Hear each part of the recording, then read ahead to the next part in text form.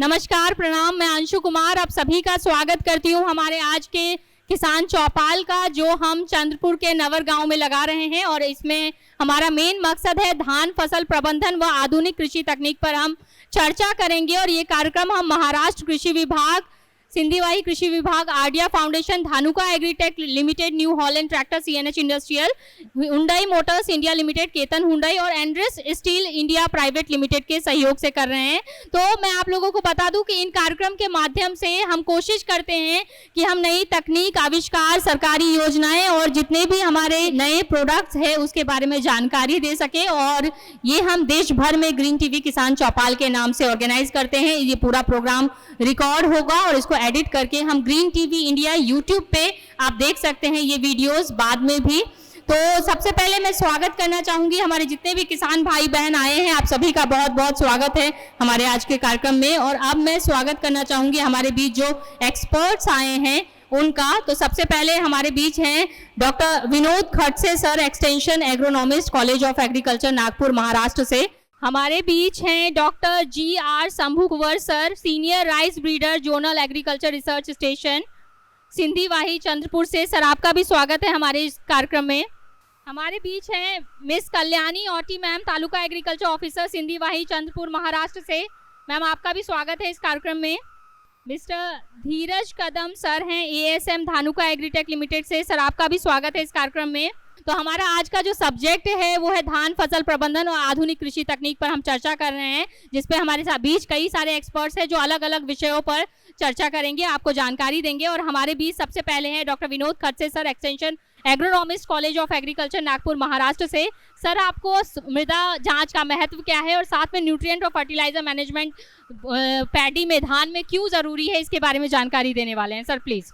आज आपण green TV चॅनलनी आपल्यासाठी वेगवेगळ्या कंपन्यांना आणि शासकीय यंत्रणेंना घेऊन हा तुमच्यासाठी स्पेशल कार्यक्रम केलेला आहे।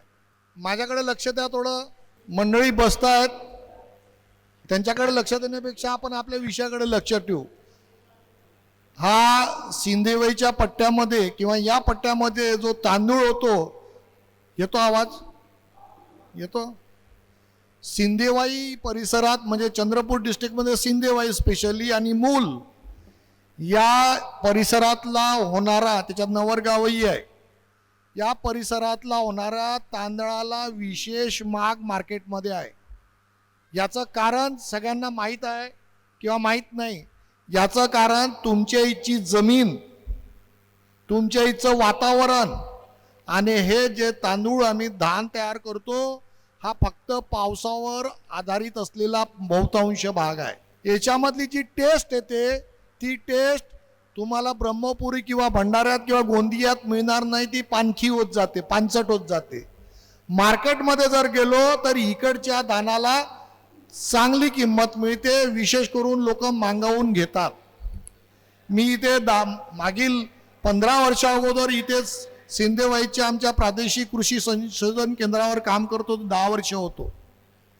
त्यामुळे मला धानाचा चांगला ज्ञान आहे आणि मी अजून सुद्धा लोकांना हिचं धान नेऊन तिथे खाऊ घालतो। हे चालू आहे निरंतर। तर जे आमचे सिरियल्स आहे किंवा तृणधान्य आहे, त्या तृणधान्यामधला सगळ्यात महत्त्वाचा भाग आहे धान, त्याच्यानंतर गहू। पण धानासारखं दुसरं पीक चांगलं यशस्वी होणारं पीक दुसरं नाही। याच्यासारखी गॅरंटेड क्रॉप दुसरं नाही आहे। कापसाचे वांदे होतात, तिकडे सोयाबीनचे वांदे होतात, जर पाऊस नाही आला तरच धानाचे वांदे होतात, अन्यथा फार क्वचित होतं। आणि इकडचे जे शेतकरी तयार करतात धानाचं, त्याच्यासारखं धान कोणीही करत नाही। परंतु काही काही गोष्टीमध्ये आम्ही कमी पडतो, त्या गोष्टीकडे आम्ही थोडंसं लक्ष दिलं पाहिजे। सगळ्यांना धान काय सांगायची आवश्यकता नाही, सगळ्यांना सगळं माहीत आहे, पिढीजात धंदा आहे आमचा। पण याच्यामध्ये आम्ही थोडीशी सुधारणा केली पाहिजे, म्हणून थोडंसं माझं मार्गदर्शन आहे। आता पहा, याच्यावरती चार्टमध्ये तुम्हाला दिसतं की नागपूर डिव्हिजनमध्ये, नागपूर भागामध्ये हे जे 5 जिल्हे येतात त्याच्यामध्ये सगळ्यात जास्त उत्पादकता कशाची आहे? गोंदिया जिल्ह्याची। आणि सगळ्यात कमी उत्पादकता कोणची आहे? चंद्रपूर जिल्ह्याची. हे विशेष लक्ष घ्यायचं गोष्ट आहे. याचा कारणही आहे. याचं कारण म्हणजे पाण्याची उपलब्धता. या भागामध्ये आम्ही जेव्हा धान तयार करतो, काही विशेष कारण आहे की चंद्रपूर जिल्ह्याचं उत्पादकता कमी पडते बाकीच्या जिल्ह्यांपेक्षा. पहा, तुम्हाला लक्षात येईल की प्रति हेक्टरी नागपूर जिल्ह्याची उत्पादकता 18 क्विंटल आहे, भंडाऱ्याची 24 क्विंटल आहे, गोंदियाची 27 क्विंटल आहे, चंद्रपूरची फक्त 17 आहे. त्याच्यानंतर गडचिरोली सुद्धा आपला पुढे आहे. याचं तुम्हाला लक्ष देणं गरजेचं आहे. याच्यामध्ये कारण दोनच आहेत, आपण ते बघू. याचं सगळ्यात महत्त्वाचं म्हणजे पावसाचं जे विस्तार व्हायला पाहिजे, त्याचं पाणी जे पडायला पाहिजे, नेमका धान भरायच्या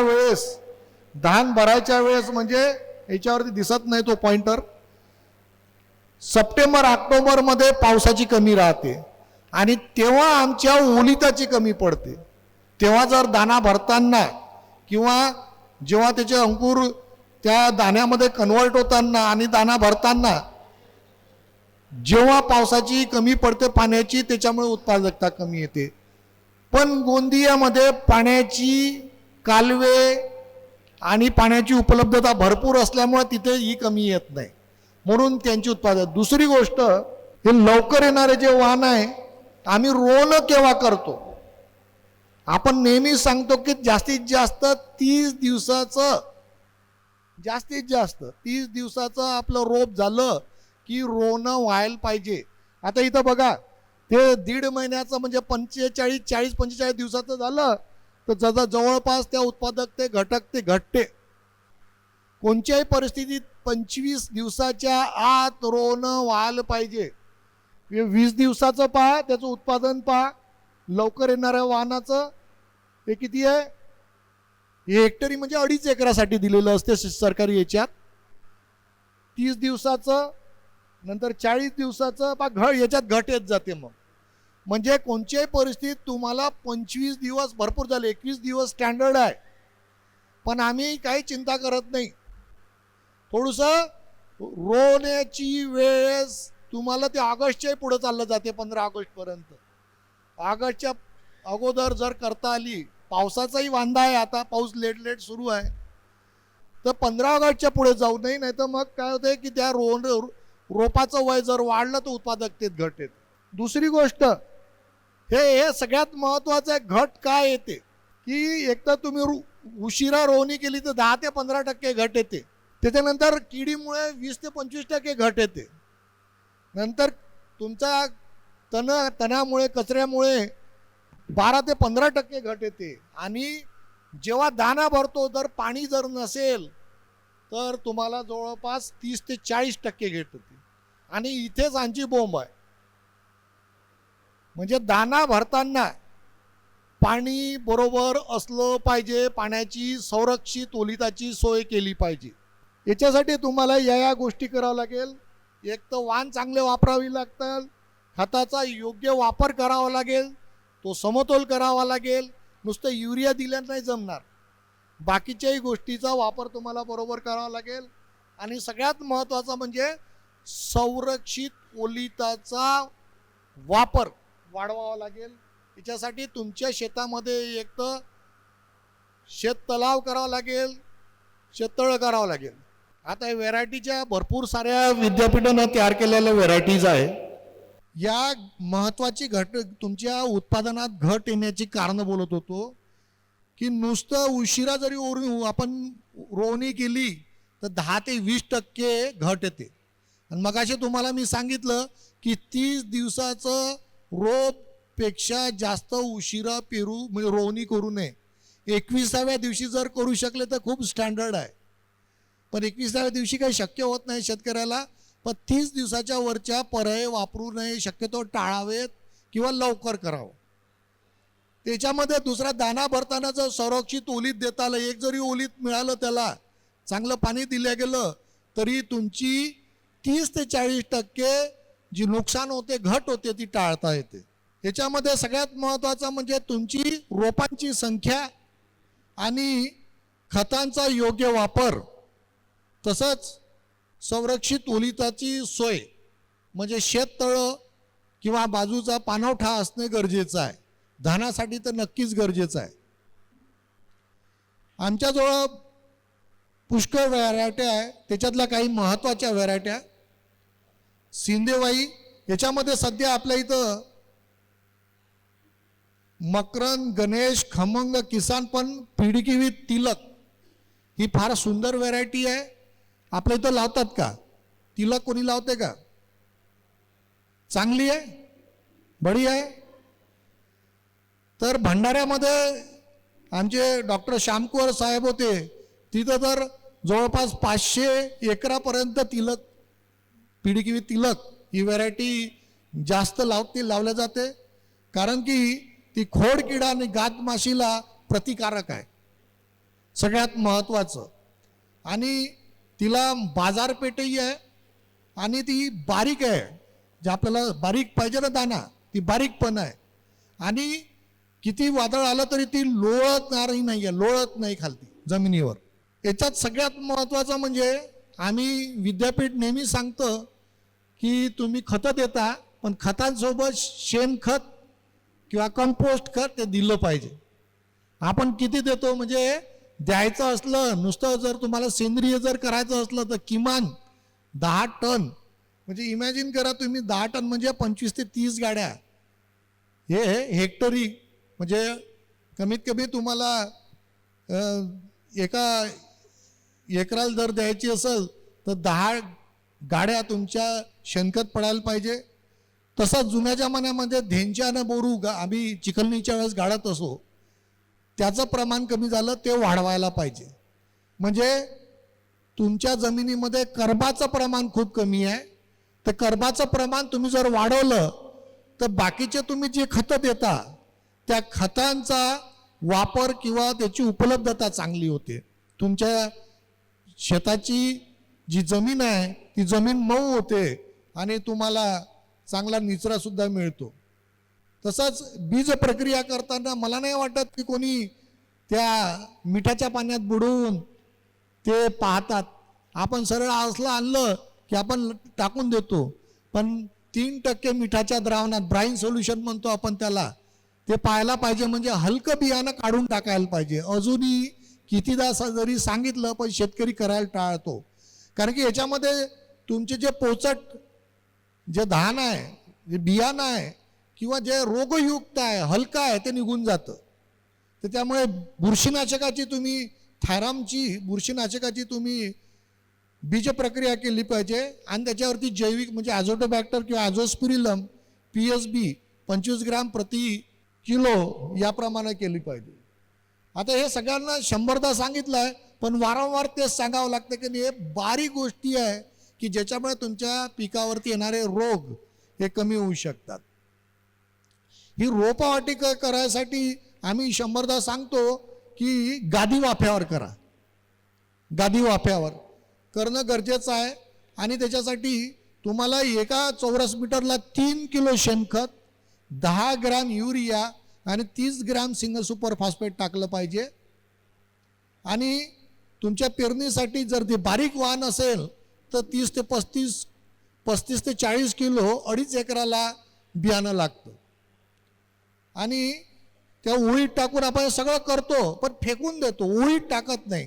कृपा करून ते टाका, म्हणजे त्याचा तुम्हाला हवा मोकळी राहते आणि त्याच्यापासून मिळणारं रोप सगळ्यात महत्त्वाचं आहे. त्या रोपाची तुम्हाला तयारी मिळते. तर दर पेरणीनंतर 15 दिवसांनी युरियाचं खत तुम्ही जर मारलं तर तुम्हाला जास्त मारायची जरूरत नाही. या पद्धतीनं तुम्ही जर नर्सरी तयार केली तर ही गादी वाफ्यावरची नर्सरी आहे, सपाट नाही.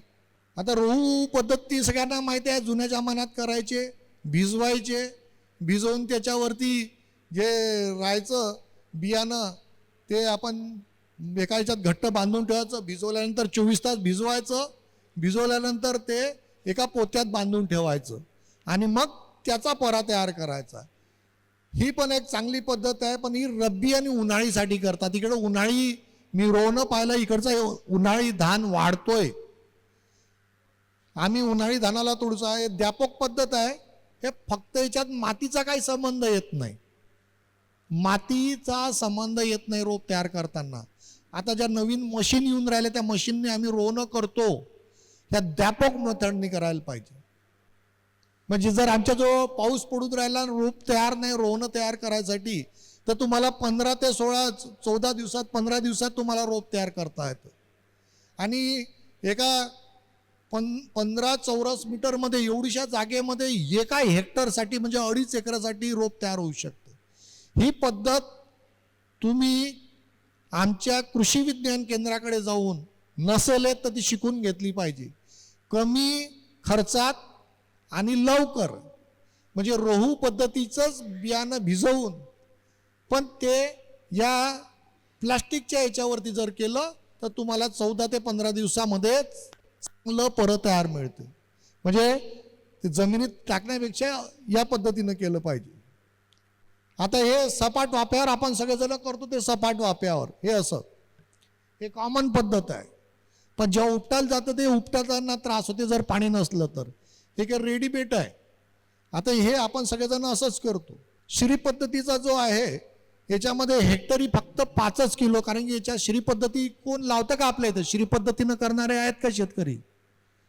श्री पद्धतीनं लागवड करणारे शेतकरी आहेत का? हात वरती करा बरं, कोणी आहे का? आहेत बा, धन्यवाद. 2 जण आहे, आम्ही पावलो. कारण की फायदा होतो का याच्याने? थोडीशी उभं राहा. माईक आहे का? माईक द्या त्यांना. आपलं नाव सांगाल. माझं नाव माधव श्रावणजी आदे, राहणार शिंदेवाई, तालुका शिंदे आणि जिल्हा चंद्रपूर. या श्री पद्धतीनं आम्ही लागवड करा असं म्हणतो. याच्यामध्ये तुम्हाला बियाणं फार कमी लागतं, बरोबर आहे? हो बरोबर आहे सर. आणि याच्यापासून झालेले रोपं सुद्धा चांगले असतात. सूर्यप्रकाश पिकामध्ये खेळत राहतो आणि पिकामध्ये कीटकांचा प्रादुर्भाव तेवढा राहत नाही. आता आम्ही खरीपमध्ये श्री पद्धत लावली आहे आणि रब्बीमध्ये सुद्धा मी आता पट्टा पद्धत लावलेली आजही आहे आपल्याकडे. याच्यात उत्पादनात फरक होतो का? कमी पडते का? नाही, उत्पादन वाढीव उत्पादन होतो. पहा, धन्यवाद धन्यवाद. हे लक्षात घ्या की श्री पद्धत ही फक्त ॲक्युरेट कमी झाडांमध्ये सुद्धा तुम्हाला चांगलं उत्पादन मिळते. कारण की झाडांमध्ये अंतर असते. एका ठिकाणी एकच रोप लावल्या जाते आणि त्या रोपांचे आता मी त्याचं डिटेल सांगतो तुम्हाला नंतर. हे पण तुम्हाला 14 दिवसात रोप तयार मिळतं. काही शेतकरी आता ड्रम सीडर पण आलेले आहेत. पण याच्यात काय होतं आहे की या ड्रम सीडर चांगला आहे पण बिया वरती राहतात. याच्यामध्ये भिजवलेलंच बी टाकतात काही ठिकाणी. हे आपण जसं भिजवून करतो कोंब आलेलं बी तेही सोडतात किंवा साधं सोडतात, पण साध्याला वेळ लागतो.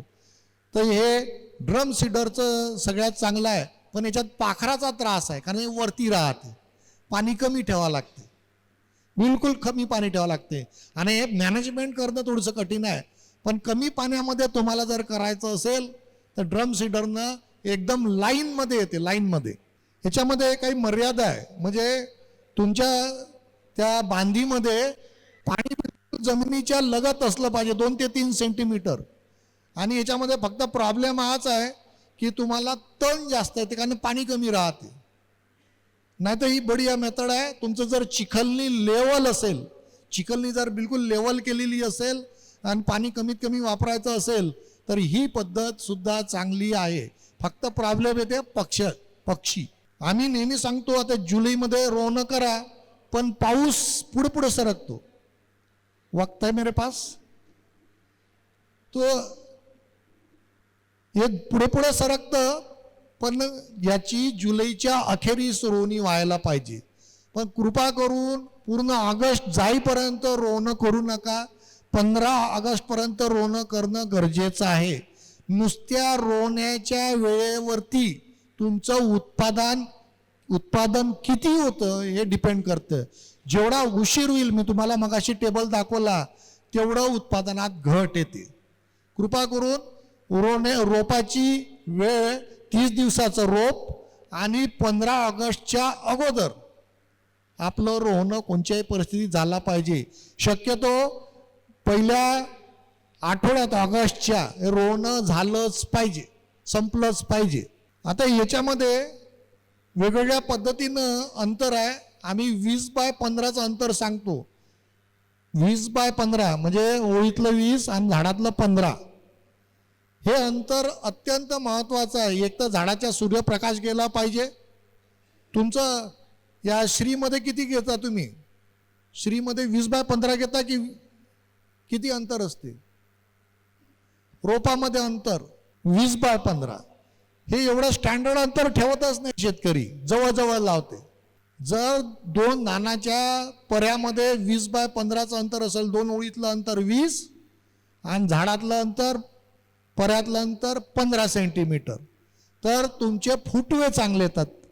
आणि फुटवे चांगले आल्यामुळे अर्थातच सूर्यप्रकाश जसा फैलते आणि सूर्यप्रकाश शेवटपर्यंत जाते, तर किडीचा प्रादुर्भाव कमी होतो. आणि ते पट्टा पद्धतीने लावायला पाहिजे. आणि जर हलके मध्यम वाहन असेल तर 20x20 अंतरावरती, आणि जर उशिरा येणारी असेल तर 25x25, कारण की त्याचा झाडाचा बुंदा मोठा मोठा होत जातो. काय सांगितलं? 20x15. लवकर असेल तर 20x20 आणि उशिरा असेल तर 25x25. आणि संकरित धान असेल हायब्रिड तर 20x20च लावायला पाहिजे. आणि रोपांची कालावधी 35 दिवसाच्या वर 30 दिवसाच्या वरती नसावं. तुमचं परं कोणत्याही परिस्थितीत 1 महिन्याच्या वरती जास्त दिवसाचं असू नये. म्हणजे आमच्या पोराचं लग्न करताना जर एक वय ठेवलेलं आहे 18 ते मॅक्झिमम 30, मुलींचं जास्तीत जास्त 27, खूप झालं 25 पर्यंतच. तसंच या झाडांचंही आहे, या रोपांचंही आहे. त्यावेळेस जर ते लावलं गेली तरच ती वाढ होते, अन्यथा ती वाढ होत नाही. तुम्हाला पाहिजे तेवढे फुटवे मिळत नाही. आणि ते जर तुम्ही उशिरा करत असाल, तुम्हाला उशीर होत असेल, तर झाडाचं अंतर कमी करावं लागतं 15x15. पण ते इतकं दाट होते की त्याच्यात फुटव्यांची संख्या कमी येते. ही पद्धत आहे. आम्ही जे आमच्या प्रक्षेत्रावर करतो, दोरी लावून करतो आणि तेवढ्याच वेळात होते, पण परफेक्ट दिसते तुम्हाला. आणि तिचे जे रोपं किंवा तुम्ही धान पाहता, त्या धानाचा प्रकार शेतकरी करत नाही असं नाही, शेतकरी सुद्धा करतो. प्रॉब्लेम असतो की लेबरचा. पण एकदा तुमच्या लोकांना लेबरची सवय लागली की ते एकदम एक्झॅक्ट येतं. आता मशीन सुद्धा आलेले आहेत. हे बघ 20x15 नाही तर पट्टा पद्धतीनं लावलं पाहिजे. त्यांनी सांगितलं तुम्हाला की खरीपमध्ये श्री पद्धतीनं करतात कारण पाण्याची उपलब्धता असते, पण रब्बी आणि उन्हाळी जर करायचं असेल तर पट्टा पद्धतीनं केलं पाहिजे. किंवा म्हणजे 10 ओळीनंतर 30 ते 40 सेंटीमीटर अंतर ठेवायला पाहिजे. एक तर तुम्हाला फवारणी करायला, खतं देताना, सफाई करायला सोपं होते. आता या मशीन वापरायची आवश्यकता आहे. याचे प्रयोग आमच्या प्रक्षेत्रावर सिंदेवायला GTC वरती केलेले आहेत. नसेल तर नवार गावात करून घ्या, KVK जवळ आहेत. आमचे डायरेक्टर साहेब सुद्धा स्वतः इथे आमचे शास्त्रज्ञ बसलेले आहे, श्यामकुवर सर. त्यांच्या मदतीनं तुमच्या गावात याचं प्रात्यक्षिक घ्या, कारण त्याला लेबर कमी लागते. आणि आम्ही जे अंतर सांगतो त्या अंतरानं सुद्धा तुम्हाला रोवणं करता येते, परफेक्ट रोवणं करता येते. आणि याला ते जे रोपं लागतात फार छोटे लागतात, म्हणजे 15 दिवसाचं रोप असलं तरी चालतं. आणि याच्यात वेळ आणि मजुरी वाचते. मजूर याच्यात मध्ये सगळ्यात महत्त्वाचं म्हणजे खत. आम्ही कितीदा सांगतो की हिरवे निळे शेवाळाचं खत टाका. शेणखत टाका तर झालं, शेवाळ हिरवं होऊन जाते पूर्ण. त्याच्यानंतर दुसरं, त्याच्यामध्ये ते हिरवे निळे शेवाळ जरी टाकलं तरी 40% नत्र. किती टक्के? 40% नत्र नसतं ती शेवाळ तयार करून देते. हे तुमच्या घरी छोट्याशा चौकोनात जरी तयार केलं तरी करतायत. आता याच्यामध्ये हिरवे शेवाळ जर केलं तर 20 किलो हेक्टरी तुम्हाला म्हणजे जवळपास 70% नत्र मिळते. आणि तुमच्या त्या तुम्ही खत टाकलं आता याच्यात 100 किलो नत्र, 50 किलो स्फुरद आणि 50 किलो पालाश, आणि याच्यामध्ये 30 दिवसांनी तर 60 दिवसानंतर अर्ध जी खताची मात्रा आहे ती बरोबर दिली पाहिजे. आणि धान पिकास रोवणीच्या वेळी डायअमोनियम फॉस्फेट आणि रोवणी उभा असल्यानं अमोनियम सल्फेट जर खत दिले तर नत्र खताचा ऱ्हास कमी होतो, म्हणजे वाहून जात नाही. हे तणनाशक आहेत. या तणनाशकामध्ये पेंडामिथॅलिन सगळ्यात चांगलं आहे, ते वापरलं पाहिजे. ते पेरणीनंतर आणि लावणीनंतरही तुम्हाला 5-6 दिवसाच्या आत लावता येईल. हा तावची गुरुमा आहे, तो वापरता आला पाहिजे. आणि तुम्हाला ओलिताची सोयसुद्धा हे केली पाहिजे. ही 4 सूत्रे कुछ मेन पॉइंट बता देता हूँ. तुम्हाला भात पिकाचा औषधाचा वापर केला पाहिजे, म्हणजे तुमच्याजवळ तणस आहे, तणस तिच्या चिखलणीच्या वेळेस तू कुजवता आली पाहिजे. त्याच्यानंतर गिरीपुष्प जी हिरवळीचे झाडं भोवताल लावले पाहिजे, त्याचे पानं वापरले पाहिजे. रोपांची तुम्हाला अंतर मेंटेन केलं पाहिजे. आणि खत देताना युरिया DAP ब्रिकेट्सचा वापर केला पाहिजे. युरिया DAP ब्रिकेट्स किती जण वापरतात, मिळतं का तुमच्या इथं? गोळ्या युरिया वापरता? युरिया ब्रिकेट्स वापरतात का म्हटलं तुमच्या इथं कोणी? इथं मशिनी आम्ही आणली होती पण कोणीच वापरलं नाही. हे श्री पद्धतीचं आहे. या श्री पद्धतीचं 24 तास पाणी ठेवून 36 तासात तुम्हाला अंकुरलेलं बी जसं मिळतं तसंच हे तयार होते. याच्यावरती ते 8 ते 12 दिवसात तयार होते. हे बघा, फुल्या करून लावलेलं आहे, अंतर मोजून एक रोप लावलेलं आहे ते मोजून कमी पाण्यात. आणि ते असं लावलं तर एकच झाड लावावं लागतं. तर तुम्हाला खाडे जर असले तर 4 दिवसांनी भरून घ्यायचे. हे थोडंसं त्रासदायक वाटतं, पण एकदा सवय जर झाली तुमच्या मजुराला की या पद्धतीने, आणि जास्त पाणी साठवायचं काम नाही आहे. आणि तुम्हाला हा जे मशीन आहे तावची गुरुमा, नुसतं असं जरी फिरवला तरी तुमचं कचरा निघून जातो आणि जमीन भुसभुशीत होते. ह्या तुम्हाला याचा जर वापर केला तर तुमचे मुळामध्ये फरक पडतो. हा मुळामध्ये जबरदस्त फरक पडतो. त्याच्यानंतर हे जास्त साचवायची जरूरत नाही. जे फुटव्याच्या वेळेस असतात तेव्हाच तुम्हाला पाणी 8 ते 50 दिवस 55 दिवसाचा हा कालावधी आहे की त्याच्यात पाणी जास्त साचू द्यायचं नाही. आणि रोवणीनंतर 3 ते 55 दिवसांनी, म्हणजे 1.5 महिन्याच्या वरती गेल्यावरती पाणी तिथं साचू द्यायचं आहे. बाकी जमिनीच्या लेवलला असंच करता ना तुम्ही. म्हणजे पाणी कमी पाण्या वापरामध्ये तुम्ही करू शकता. आणि गर्भधारणेपासून म्हणजे त्याच्यात निघाल्यापासून 3 आठवड्यापर्यंतच्या काळात 2 ते 3 सेंटीमीटर पाणी बांधून ठेवावं लागतं. अशा पद्धतीने जर केलं तर तुम्ही जवळपास सेंद्रिय पीक पद्धतीनेही करू शकता. त्याच्यात आझोला, ढेंच्या ह्या पिकांचा जर वापर करून तुम्ही चिखलणी केली तर तुम्हाला चांगलं उत्पादन मिळू शकते. याच्यामुळे काय होतंय की तुम्हाला सगळ्या लोंब्या ज्या आहेत या सगळ्या लोंब्या सारख्या आकाराच्या मिळतात, लांबीच्या मिळतात. आणि पाण्याचा खर्च कमी होतो, खताचा खर्च कमी होतो. या पद्धतीनं लागवण आहे त्याची. फायदे तुम्हाला सांगितले आहे. फक्त बियाणं 2.5 एकराला फक्त बियाणं 5 किलो आणि पाणीसुद्धा कमी लागतं. बाकी मी इथे थांबतो. बाकी थोडक्यात आमचे पुढचे शास्त्रज्ञ सांगतील. धन्यवाद. धन्यवाद सर. तो मैं आप लोगों को बता दूं कि एक सरप्राइज है आप लोगों के लिए कि जितने भी हमारे एक्सपर्ट्स होंगे जो इन्होंने कुछ बताया है उससे रिलेटेड एक सवाल पूछेंगे. आपको हाथ खड़ा करना है, आपके पास हमारा माइक जाएगा और जो भी सही जवाब देंगे उनको कुछ इनाम दिया जाएगा. मी प्रश्न विचारतो, जे कोणी त्याचं उत्तर देतील त्यांनी हात वरती करायचा आहे. आणि जे प्रश्नाचं उत्तर बरोबर राहील त्यांना ते भेट वस्तू देतील.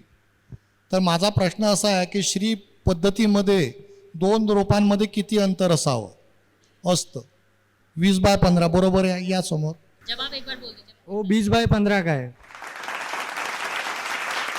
तो हम कार्यक्रम के अगले पड़ाव पे आएंगे, लेकिन उससे पहले कुछ और एक्सपर्ट्स हैं जिनका हम वेलकम करना चाहेंगे. तो हमारे बीच हैं मिस्टर चंद्रशेखर सतोकर सर, हमारे बीच हैं मिस्टर जीवाजी डीलर मेहंदी बाग, हमारे बीच है मिस्टर अरविंद पंबू इंडस्ट्रियल से. सर आपका भी स्वागत है हमारे कार्यक्रम में.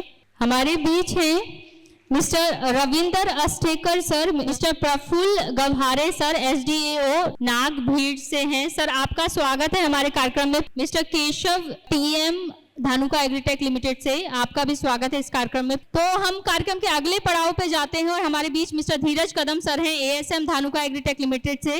सर आप आइए और पैडी जो धान के सॉल्यूशन है धानुका के पास, उसके बारे में जानकारी दीजिए प्लीज। धानुका एग्रीटेक लिमिटेड यातर्फे आपण हा जो आज कार्यक्रम आयोजित केलेला आहे आणि तुमचा जो काही उत्स्फूर्त प्रतिसाद याला मिळाला त्याच्याबद्दल तुमच्या सगळ्यात पहिल्यांदा धन्यवाद। सरांनी खूप व्यवस्थित माहिती तुम्हाला दिली आहे धान पिकाबद्दल, कशी लागवड करायची आणि त्याच्या प्रकारचे कित्येकचे ट्रायल जे आहेत हे गव्हर्नमेंटनी म्हणा KVKनी म्हणा तुमच्यासोबत राहून केलेले आहेत। शेती करत असताना किंवा धान शेती करत असताना आपल्याला भरपूरशा छोट्या छोट्या गोष्टी असतात, औषधं कशी वापरायची, कोणती वापरायची, त्याचा वापर करत असताना कोणती काळजी घ्यायची, ह्या छोट्या छोट्या गोष्टीवरती जे धानुकाच्या गाईडलाईन्स आहेत याच्याबद्दल आपण थोडंसं आज सविस्तर चर्चा करूया। तत्पूर्वी धानुकाबद्दल मी तुम्हाला एक छोटीशी इन्फॉर्मेशन देतो।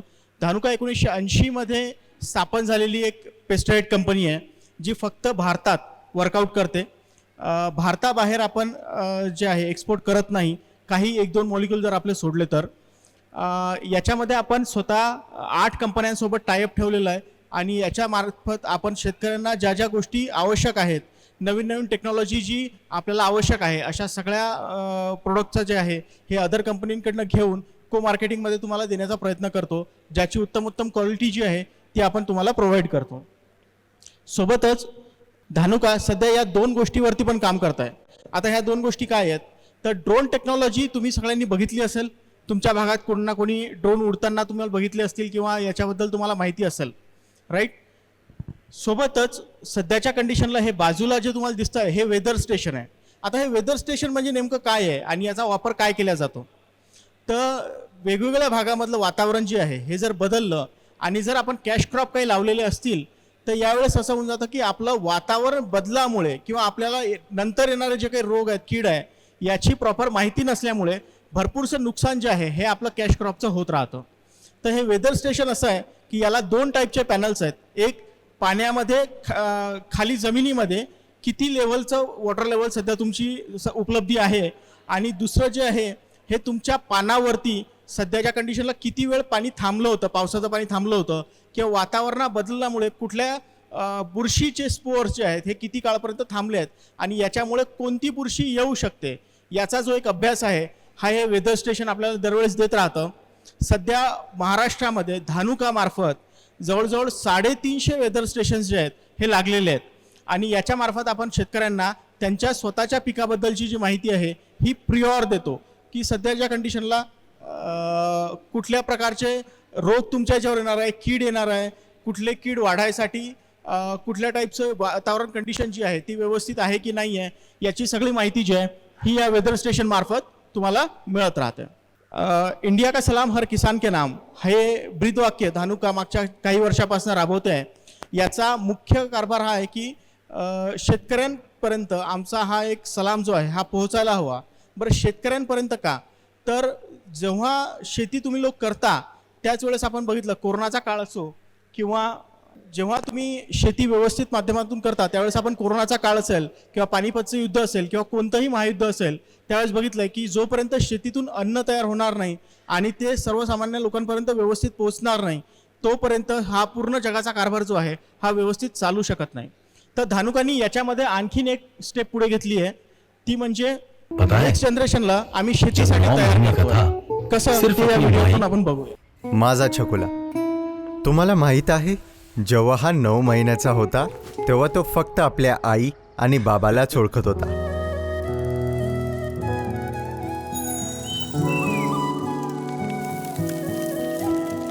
पण आज त्याच्या नावाने आम्हाला पूर्ण गाव ओळखतं। माझा छकुला काही मोठं करेल,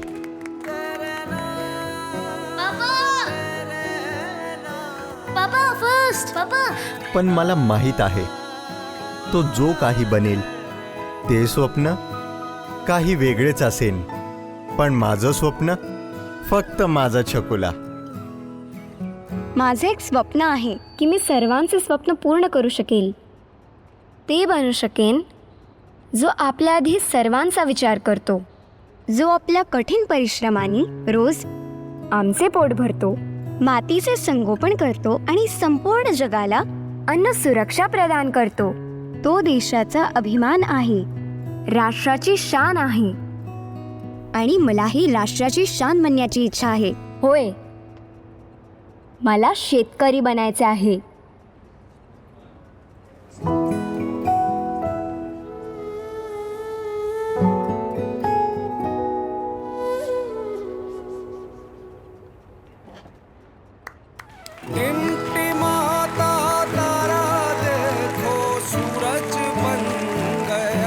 भविष्याच्या आधुनिक शेतकरी बनण्याच्या दृढ संकल्पाला धानुका ॲग्रीटेक लिमिटेड सादर प्रणाम करते.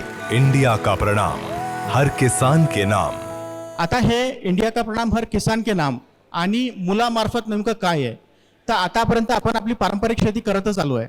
त्याच्यासोबत सोबत KVK असो, युनिव्हर्सिटीज असो किंवा वेगवेगळ्या संस्था असो, यांनी आपल्याला एक नवीन पद्धतीचं मार्गदर्शन जे आहे ते द्यायचे प्रयत्न केला आणि त्याच्यामार्फत आपण आपल्या शेतीमध्ये एक नवनवीन पद्धत जी आहे ती आत्मसात करतोय. जसं आता सरांनी तुम्हाला सांगितलं श्री पद्धत, तर ही एक इनोव्हेटिव्ह पद्धत आहे ज्याच्यामध्ये आपण आपलं धानाचं बियाणाचं पर्सेंटेज कमी करून आपलं उत्पादन वाढवू शकतो. त्याच प्रकारे धानुकांनी काही औषधी ज्या आहेत ह्या तुमच्यासाठी मुद्दामून काढलेल्या आहेत, ज्याच्यामुळे आपल्या शेतीमध्ये वारंवार त्याचा फायदा होत राहावा. आणि ही जी आपली आधुनिक शैली बनलेली आहे, जसं आज जर आपण पाहिलं की साहेबांनी सांगितलं की तुम्हाला एका एकरामध्ये किती टन शेणखत टाकायला हवं, 10 ते 12 टन शेणखत टाकायला पाहिजे एका एकरामध्ये. पण आजच्या तारखेत किती लोकांजवळ जनावरं आहेत हा प्रश्न आपल्या सगळ्यांना माहिती आहे. तर आता असे खूप मोजके लोक आहे ज्यांच्याकडे 10 ते 12 टन शेणखत एका एकरात टाकण्या एवढे गुरंढोरं आपल्या स्वतःकडे आहेत, बरोबर आहे. तर या सगळ्या पद्धतींना लक्षात ठेवून आपण NPK सगळेजण देत आहेत आपल्या शेतामध्ये, बरोबर आहे. याच्यासोबत सोबत आम्ही तुम्हाला जे रिकमेंड करतो आहे ते म्हणजे आहे एंडोमायकोरायझा, जो की मायकोर सुपरच्या नावाने तुम्हा सर्वांपर्यंत पोहोचतोय. हा एक एंडोमायकोरायझा आहे. हा तुम्ही झाडामध्ये दिल्यानंतर किंवा तुमच्या एका एकरामध्ये दिल्यानंतर याचं प्रमाण आहे एका एकरामध्ये 4 किलो. याच्यामध्ये 98% एंडोमायकोरायझा आपण सप्लाय करतोय तुम्हाला आणि हा कोटेड आहे. हा कोटेड असल्यामुळे याचा सगळ्यात मोठा फायदा काय आहे की हा तुमच्या जमिनीमध्ये जोपर्यंत ओल यायला मिळणार नाही तोपर्यंत हा पूर्ण पॅक राहील. हा कुठल्याही प्रकारचा याची कार्यशैली जी आहे ती चालू होणार नाही आणि ज्यावेळेस याला मॉइश्चर लागेल, पाणी लागेल, त्यावेळेस याची कार्यशैली जी आहे ती सुरू होते. आता हे नेमकं आहे काय, ही एक प्रकारची जैविक बुरशी आहे. तुम्हाला सर्वांना आवाज येतोय व्यवस्थित मागपर्यंत? तर या सगळ्या जैविक बुरशीमध्ये याचा सगळ्यात महत्त्वाचा जो कार्यभार आहे हा म्हणजे तुमच्या जमिनीमध्ये जे जमीन आपली कडक होऊन गेलेली आहे, तुम्ही NPK दिलं, खत दिलं, तर जर समजा आपण 50 किलो नत्र या वर्षीच्या झाडाला दिलं, या वर्षी पिकाला दिलं, तर ते 100% तुमच्या झाडाला यावर्षी लागत नाही. त्यातलं 50% तुमच्या या सीझनला लागतो, उरलेलं 25% तुमच्या पुढच्या सीझनला लागतो आणि उरलेलं 25 जे आहे ते तुमच्या जमिनीच्या झाडाला कधीही मिळत नाही. हे तुमच्या जमिनीत फिक्सेशनमध्ये राहते. याला कारण असं की आपल्या जमिनीमध्ये ज्याला विघटित करण्याची ताकद जी आहे ती दिवसेंदिवस कमी होत राहते आणि आपल्याला ती लावण्यासाठी कमतरता असल्यामुळे आपण काय करतो, त्याला अजून खत देत राहतो. म्हणजे आपल्या खताचा जो खर्च आहे हा दिवस वाढत राहतो. याच्यासाठी एंडोमायकोरायझा काय काम करतं, तर तुम्ही इथं बघितलं असेल का जिथे मायकोर सुपर आपण दिलेलं आहे त्या झाडाच्या मुळांची संख्या जी आहे ही झपाट्यानं वाढली आहे. हा तुमच्या मुळांसोबत स्वतःचा एक संसर्ग तयार करून एक कॉलनी तयार करते आणि तुमच्या मुळांची वाढ जी आहे ही खूप झपाट्याने करते, जेणेकरून तुमचं झाड जसं सध्या आता जितक्या लोकांनी परे लावले आहेत, किती लोकांचे कॅनलवर परे आहेत किंवा बोरवेलवर परे आहेत, बरोबर आहे. म्हणजे आता पावसाच्या पाण्यावर आपले परे नाही आहेत. जेव्हा बोरवेलचं पाणी असतं याच्यामध्ये जेव्हा तुम्ही परे लावता तेव्हा तुम्ही एक पाहिलं असेल तुमचा परा पिवळा पडतो आहे ना. जेव्हा परा पिवळा पडतो त्यासाठी आपण काय करतो, झिंकचा वापर करतो, बरोबर आहे. झिंकचा अर्थ काय आहे, तुम्ही त्याला वरून एक सलाईन देता, एखादं टॉनिक देता, तात्पुरतं त्याला हिरवं करता, पण त्याची आंतरिक शक्ती जी आहे ती नाही वाढत. लहान पोरगा आहे त्याला जर प्रोटीन पावडर खाऊ घातली तर गुबगुबीत दिसल, पण शरीरात काही धडधाकटपणा राहील का, नाही राहणार ना. असंच होऊन जातं आपल्या पिकाचं. त्याच्यामुळे त्याची आंतरिक शक्ती जी आहे ती कमी होत राहते. मायकोर सुपर काय करतं, त्याच्या मुळाची वाढ करतं, जेणेकरून तुमच्या खतं जे आहेत तुमच्या जमिनीत जे पडलेले आहेत हे त्याला अपटेक करायला मदत करतं. जर याचा आपण बघितलं तर इथं मायकोर सुपरचे आम्ही 2 झाडं इथं तुम्हाला दाखवलेले आहेत. हा परिणाम पडतो तुमच्या जर याच्या खाली मुळांची संख्या जर पाहिली तर मुळांच्या संख्येमध्ये खूप चांगल्या प्रकारची वाढ होते. दुसरं महत्त्वाचं, जिथं जिथं तुम्ही एक काडीची लागवड केली, श्री पद्धतीची जिथं जिथं तुम्ही लागवड केली तिथं त्याचा फायदा तुम्हाला दुपटीनं जाणवतो. कारण काय, श्री पद्धतीमध्ये तुमचे झाडं मोकळे राहतात, बरोबर आहे. आणि मोकळे राहिल्यानंतर एक तर त्याची फूट तेवढ्या प्रमाणात झाली पाहिजे, दुसरी महत्त्वाची त्याला लोम चांगली लागली पाहिजे आणि काडी मजबूत झाली पाहिजे. हा आपले सगळ्यात महत्त्वाचे कार्यभार आहेत. या गोष्टीसाठी आपण किती खतं दिले पण जर ते खतं आपल्या झाडाला लागले नाही तर याचा फायदा होईल का, नाही होणार. याच्यासाठी मायकोर सुपर काम करतं. किती लोक तुमच्यापैकी असे आहेत, मायकोरचं प्रमाण किती असायला पाहिजे? एका एकरामध्ये 4 किलोची बरणी आहे, 4 किलो तुम्हाला टाकावं लागतं.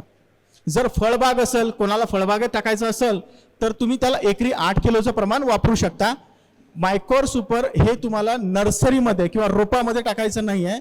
तुमची ट्रान्सप्लांटिंग झाली त्याच्यानंतर 3ऱ्या दिवसापासून तुम्ही त्याला टाकू शकता, त्याला कोणत्याही प्रकारची अडचण नाही आहे. जर बियाणं तुम्ही टाकलेलं असेल, फेकणीचा जर धान आपण केला असेल, त्याच्यासोबत जर आपण मायकोर सुपर टाकलं तर तुमच्या धानाला कोणत्याही प्रकारची इजा होत नाही. अंकुरित झालेलं धान असेल त्याला मायकोर सुपर चिटकलं तरी तुमचा धान जळत नाही, जे मुख्यत्वे प्रमाण होतात आपल्या खतासोबत, बरोबर आहे ना.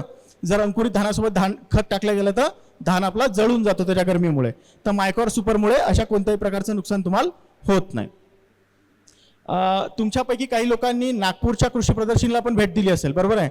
याच्यामध्ये आपण याचं प्रात्यक्षिक पण इथं ठेवलं होतं की धान पिकाची पूर्ण काढणी झाल्यानंतरही त्याचा बुंदा किती मजबूत राहतो आणि मुळाची संख्या तुम्हाला शेवटपर्यंत कॉन्स्टंट राहते. याचा सगळ्यात मोठा फायदा काय होतो, त्याची वाढ चांगली होणं आणि धानाची लोम सगळ्यात शेवटपर्यंत भरत राहणं, हा सगळ्यात महत्त्वाचा जो आपला प्रकार आहे. याच्यामध्ये मायकोर सुपर तुम्हाला खूप चांगल्या पद्धतीनं मदत करते. त्याच्यानंतर आपण येऊ तणनाशकाकडे. तर कॅम्पा तुमच्यापैकी किती लोकांनी वापरलेला आहे? 2-3 वापरलेला आहे, बरोबर आहे. तर आता ज्या ज्या ठिकाणी तुम्ही पाणी जे आहे तुमचं हे प्रवाहित पाणी नाही आहे, कॉन्स्टंट राहतं, त्या ठिकाणी तुम्ही कॅम्पाचा वापर करू शकता. कधी करायचा, जशी तुमची रोपणी झाली त्याच्यानंतर 2 दिवसामध्ये याची फवारणी जी आहे ते तुमची झाली पाहिजे. आता याचा वापर 2 प्रकारे तुम्ही करू शकता. एक तर तुम्ही फवारणी करू शकता किंवा रेतीमध्ये मिक्स करून तुम्ही रेती तुमच्या शेतात फेकू शकता, जेणेकरून त्याची एक लेअर जे आहे ते तुमच्या धानावर बनून जाते. याच्यामध्ये दोन्ही प्रकारचे तण जे आहे ते 1 ते 1.5 सेंटीमीटर वाढल्यानंतर कॅम्पाचा काय उपयोग होईल आणि रेतीमध्ये किंवा फवारणीमध्ये? जर 1 ते 1.5 सेंटीमीटरमध्ये तुम्ही दिलं तर याचा परिणाम असा होईल की त्याच्यावरती त्याची वाढ होणार नाही, पण त्याची नंतरची फूट वाढ जी म्हणतो आपण ती होत राहील. आता याचा परिणाम कसा होतो हे पण मी तुम्हाला याच्यानंतरच्या ह्याच्यात सांगतो. पूर्ण सफाई होणार नाही का? हां, हे काम करत असताना तुमच्या रुंद पानावर, लांब पानावर आणि लव्हाळे वर्ग म्हणजे ज्याला गाठी असतात अशा तिन्ही याच्यावर काम करतं. पण काम कसं करतं, याचा डोज आहे 12 ग्रॅमचा, एका एकराला 12 ग्रॅमचा, बरोबर आहे. 12 ग्रॅमची त्याची पुडी येते. हे आहे ओरिजिनेटेड फ्रॉम सल्फोनाइट फॅमिलीतलं हर्बिसाइड आहे आणि अंकुरण्यापूर्वी म्हणजे तण अंकुरित होण्यापूर्वी याचा परिणाम तुम्हाला सगळ्यात चांगला होतो. आता हा कसा होतो, हा काय करतो, गर्भ जो असतो तणाचा गर्भ म्हणजे अंकुरित झालं जेव्हा त्याचं बी, त्यावेळेस त्याच्यामध्ये उष्णता तयार करतो. उष्णता तयार केल्यामुळे त्याच्या वरचा कोंब निघणं जे आहे याची ताकद त्याची संपून जाते आणि तुमचं तण नंतर उगवत नाही.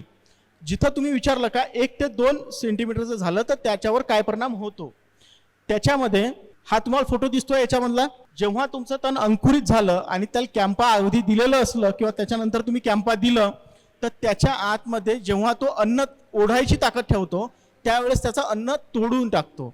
तर काही काही जे तण आहेत तुमचे ते सुकतील, पण जे गाठवर्गीय तण आहेत हे त्यावेळेस सुकणार नाहीत जर ते 1-2 सेंटीमीटरच्या वरती गेले तर.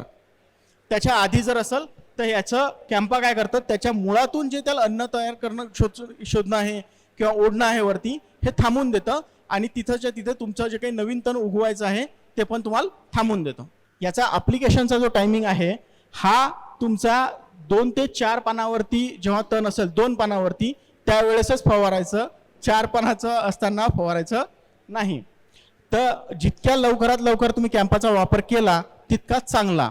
आता कॅम्पा वापरत असताना तुम्हाला अजून एक परिणाम जाणवला असेल की हा पूर्ण पाण्यावरती फ्लोट होत नाही, तरंगत नाही, बरोबर आहे ना. मग अशा वेळेस काय करायचं, याच्यासोबत दुसरं एखादं तणनाशक वापरायची गरज आहे का. तर तुम्ही 2,4-D वापरता भरपूरशे लोक, पण 2,4-D काय करतं, पानाच्या वरतून काम करतं, झाडाच्या वरून काम करतं, त्याच्या मुळासोबत संपर्क नाही आहे. कॅम्पाचा संपर्क आहे तुमच्या मुळापासून. तर याच्यासोबत वापरत असताना तुम्ही क्रेज म्हणून एक आपलं तणनाशक येतं, हे तण तुमचे सगळेच्या सगळे कॅम्पामार्फत कव्हर होतात. याच्यामध्ये तुम्हाला जेव्हा याची पूर्वीची क्षमता आणि उगवण्याच्या नंतरची पण 1-2 इंचाचा झाल्यानंतर 1-2 सेंटीमीटरचा झाल्यानंतर याचा परिणाम जो आहे या सगळ्या तणावरती कॅम्पा तुम्हाला देते. मला असं वाटतं का हे सगळेच्या सगळे फोटोग्राफ तुमच्या एरियातले जे काही तण येतात त्या सगळ्यांचे असतील. शक्यतो याच्यात कुठलं तण तुमचं सुटलं का. आजकाल धानामध्ये मोथा येऊन राहिलेला, मोथा गवत येतंय. हा आधी येत नव्हतं आपल्याकडे, आता आता येतं. मागच्या वर्षी 2 वर्षापासून पाहायला मिळत आहे. ठीक. परंतु त्याचे मुळे खूप आतमध्ये जातात हा आणि काढायला खूप अडचण जाते. बरोबर. तर याच्यासाठी आपण उपाय सांगा. तर आता जेव्हा तुम्ही कॅम्पा वापरता त्याच्यासोबत क्रेज हे प्रेटिला क्लोर EC फॉर्म्युलेशनवालं, याच्यामध्ये 2 फॉर्म्युलेशन येतात, एक EW येतं आणि एक EC येतं. आता EW आणि EC मध्ये फॉर्म्युलेशनमध्ये डिफरन्स काय आहे, EW फॉर्म्युलेशन तुमचं वॉटर बेस्ड फॉर्म्युलेशन आहे आणि EC फॉर्म्युलेशन जे आहे ते तुमचं ऑइल बेस्ड फॉर्म्युलेशन आहे. आता हे जेव्हा तुम्ही कॅम्पासोबत वापरता त्यावेळेस तुमच्या पूर्ण शेतावरती बांधीवरती एक लेअर तयार होते. पूर्ण पाण्यावरती तेल जसं तरंगतं त्या प्रकारे EC फॉर्म्युलेशन तुमच्या पूर्ण बांधीवरती तरंगतं आणि त्याच्यामुळे तुमच्या नवीन तण उगवण्यासाठी याचा प्रादुर्भाव तुम्हाला खूप चांगल्यापैकी कंट्रोल तुम्हाला तिथं मिळतो. तर कॉम्बिनेशनमध्ये जेव्हा तुम्ही कॅम्पा आणि क्रेज असं कॉम्बिनेशन जर वापरलं, 12 ग्रॅम कॅम्पा 250 मिली क्रेज, तर याच्यामध्ये तुम्हाला खूप चांगले रिझल्ट तुमच्या प्रत्येक तणावरती 250 मिली एकरी की 250 मिली 250 मिली 250 हेक्टरी एका एकरात. एका एकरात. याच्यानंतर मॅडमने मला दिलेला वेळ अजून खूप कमी आहे, 5 मिनिटामध्ये संपवायला सांगितलं आहे. तर आपण धानामध्ये जो सगळ्यात महत्त्वाचा किडा येतो तुमचा BPH, ब्राऊन प्लांट हॉपर आणि स्टेम बोरर, या दोन्ही याच्यासाठी 5 मिनिटात मी तुम्हाला संपवतो. सगळ्यात महत्त्वाचं भात पिकामध्ये येणारा कीड जो आहे, सध्या तर आपल्याकडे असा प्रादुर्भाव नाही आहे, बट आपल्याला याच्यासाठी या तिन्ही याच्यासाठी एकच प्रोडक्ट पुरेसा आहे, ते म्हणजे मॉर्टार. हे लेबल क्लेम प्रोडक्ट आहे आणि सगळ्यात महत्त्वाचं हे पेटेंटेड प्रोडक्ट आहे. 75% कार्टाफ हायड्रोक्लोराईड धानुका फक्त एकटी कंपनी अशी आहे जी तुमच्यापर्यंत प्रोव्हाइड करते, पेटेंटेड स्वरूपात करते आणि याचं रजिस्ट्रेशन या प्रकारचं झालं आहे काही, कारण की याचं रेजिस्टन्सी जे आहे किडकामध्ये हे लवकर येतं नाही. आता याचा वापर कधी करायचा, भरपूरशा वेळेस असं होऊन जातं की उन्हाळी धान जो असतो आपला, या उन्हाळी धानामध्ये तुमचा स्टेम बोररचा प्रॉब्लेम जो आहे हा खूप लवकर येतो. नर्सरी आपली ट्रान्सप्लांट केली नाही की लगेच 10व्या दिवशी 12व्या दिवशी तुम्हाला त्रास उद्भवणं सुरू होऊन जातो, पतंग तुमचा आहे ना दिसून जातो तुम्हाला. तर यावेळेस तुम्ही मॉर्टारचा वापर करू शकता. याचा सगळ्यात महत्त्वाचा फायदा असा आहे, हा अंडी, अळी आणि पतंग तिन्ही याला मारतो आणि हा जशी तुमची फवारणी झाली हा तुमच्या झाडामध्ये लवकरात लवकर ॲब्झॉर्ब होऊन जातो. फक्त हे फवारत असताना 2 काळजी तुम्हाला घ्यायची आहे. एकदम हाय टेम्परेचरमध्ये म्हणजे दुपारच्या वेळेस याचा वापर करायचा नाही, एक तर अर्ली मॉर्निंग करायचा किंवा संध्याकाळी करायचा. याला कारण असं का कार्टा 75% असल्यामुळे तुम्ही जो काही माणूस फवारणार आहे याच्या शरीरावरती इचिंग प्रॉब्लेम जो आहे हा मॉर्टारचा तुम्हाला दिसण्याची शक्यता आहे. हा प्रत्येक फवारण्यावाल्याच्या रेजिस्टन्सीवर डिपेंड करतो, प्रत्येकाला हा त्रास होत नाही. आणि याचा डोस जो आहे हा 200 ग्राम प्रति एकरचा डोस आहे. हा तुम्ही विरघळून त्याचा फवारणी जो आहे हे करू शकता. याच्यासोबत तुम्हाला कुठल्याही प्रकारचं स्टिकर किंवा काही टाकायची गरज नाही, हे स्वतः इनबिल्ड ॲब्झॉर्बंट सोबत येतं. त्याच्यामुळे याच्यासोबत तुम्ही दुसरं कोणतंही केमिकल ॲड नाही केलं तरी तुमचं काम भागतं. आणि याचा वापर तुम्ही 2 वेळेस करू शकता. एक आता नर्सरी ट्रान्सप्लांट केल्यानंतर 12व्या-15व्या दिवशी आणि त्याच्यानंतर 35 ते 40व्या दिवशी, म्हणजे शेवटची जे तुम्हाला पांढरी कंठी येते बाहेर, बरोबर आहे ना, ज्याचा आपण सगळ्यात शेवटी फायनली पकडतो का याच्यावर स्टेम बोरर आला होता, खोडकिडा आला होता, तर याच्यापासून तुम्हाला 100% कंट्रोल जो आहे हा मोटार तिथे देतो. हा एक टोल फ्री नंबर आहे, हा तुम्ही सेव्ह करून ठेवा, जेणेकरून तुम्हाला कधी पण काही अडचण आली तर तुम्ही याच्यावरती कॉल करून लोकल जोही तुमचे जवळचा कंपनी एम्प्लॉई असेल तर यांच्यासोबत संपर्क साधून तुमचं जे काही शेतावरची कंप्लेंट जी आहे ते लवकरात लवकर सॉल्व्ह करू शकतो. याच्यानंतर वेळ येते आपल्या प्रश्नाची. मला असं वाटतं का तुम्ही प्रेझेंटेशन व्यवस्थित ऐकलं असेल. कॅम्पाचा डोज किती आहे एका एकराचा? 12 ग्राम पर एकड़. सर स्टेज पे आ जाइए. तो हम कार्यक्रम के अगले पड़ाव पे आते हैं और जो कि हमारा आज का सब्जेक्ट है, विषय है कि हम बात करने वाले हैं धान फसल प्रबंधन और आधुनिक कृषि तकनीक के बारे में. तो अभी आधुनिक कृषि तकनीक में जो सबसे बड़ा औजार होता है, हम कह सकते हैं, वो ट्रैक्टर है.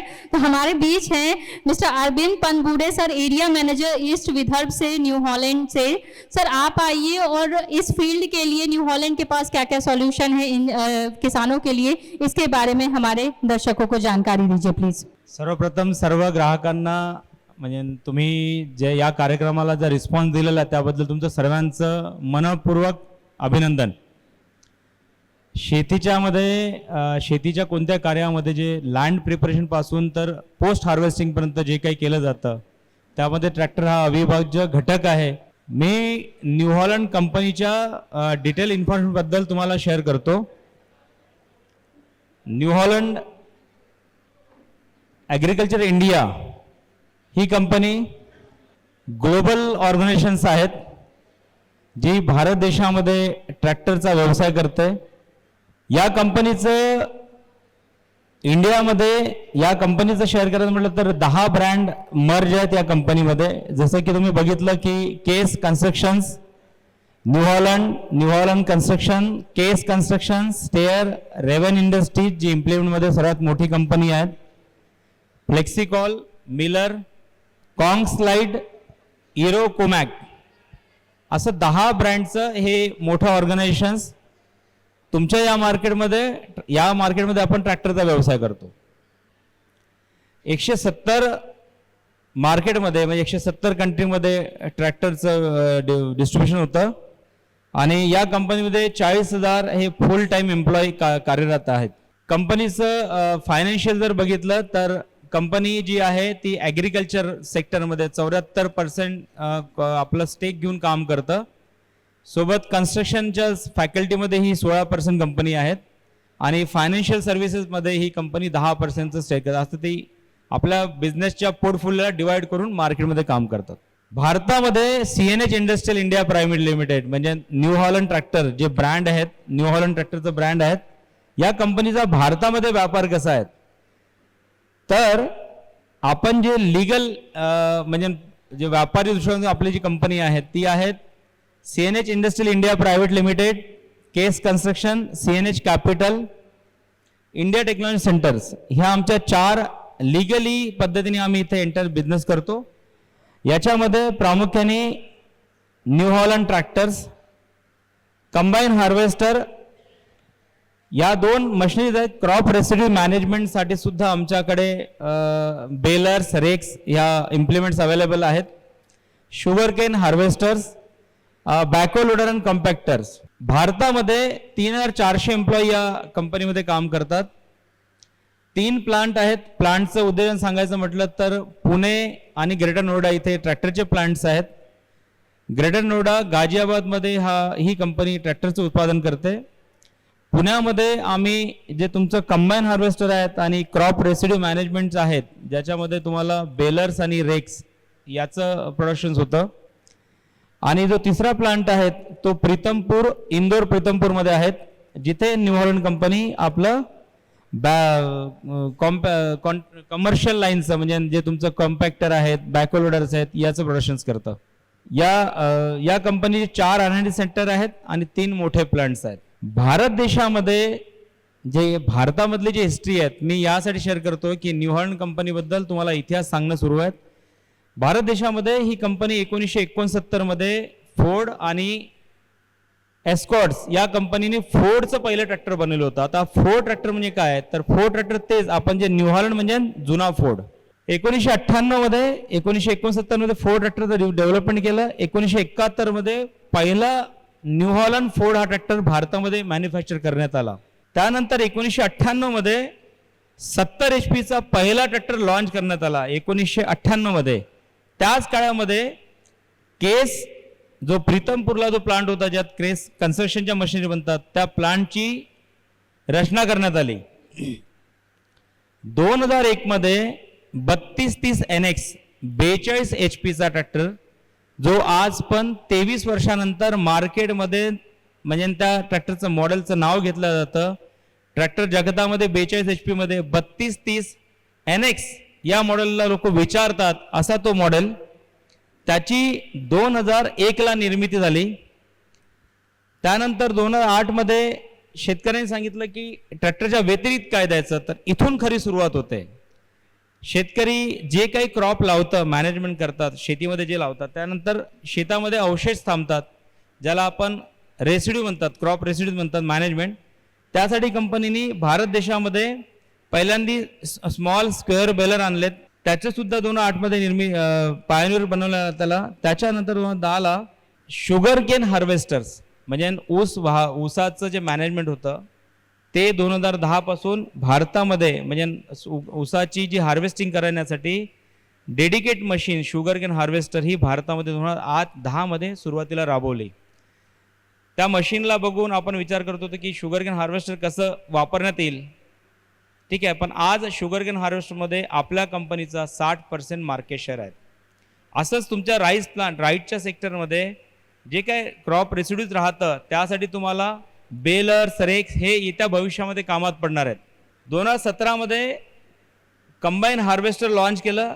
हे तुमचं 15 फीटचं हेडर जे शेतामध्ये तुमचं जे काही क्रॉप आहे ते निघाल्यानंतर हे तुम्हाला हार्वेस्टर तुम्ही कंबाईन हार्वेस्टरनी आपलं रेसिड्यू मॅनेजमेंट करू शकता.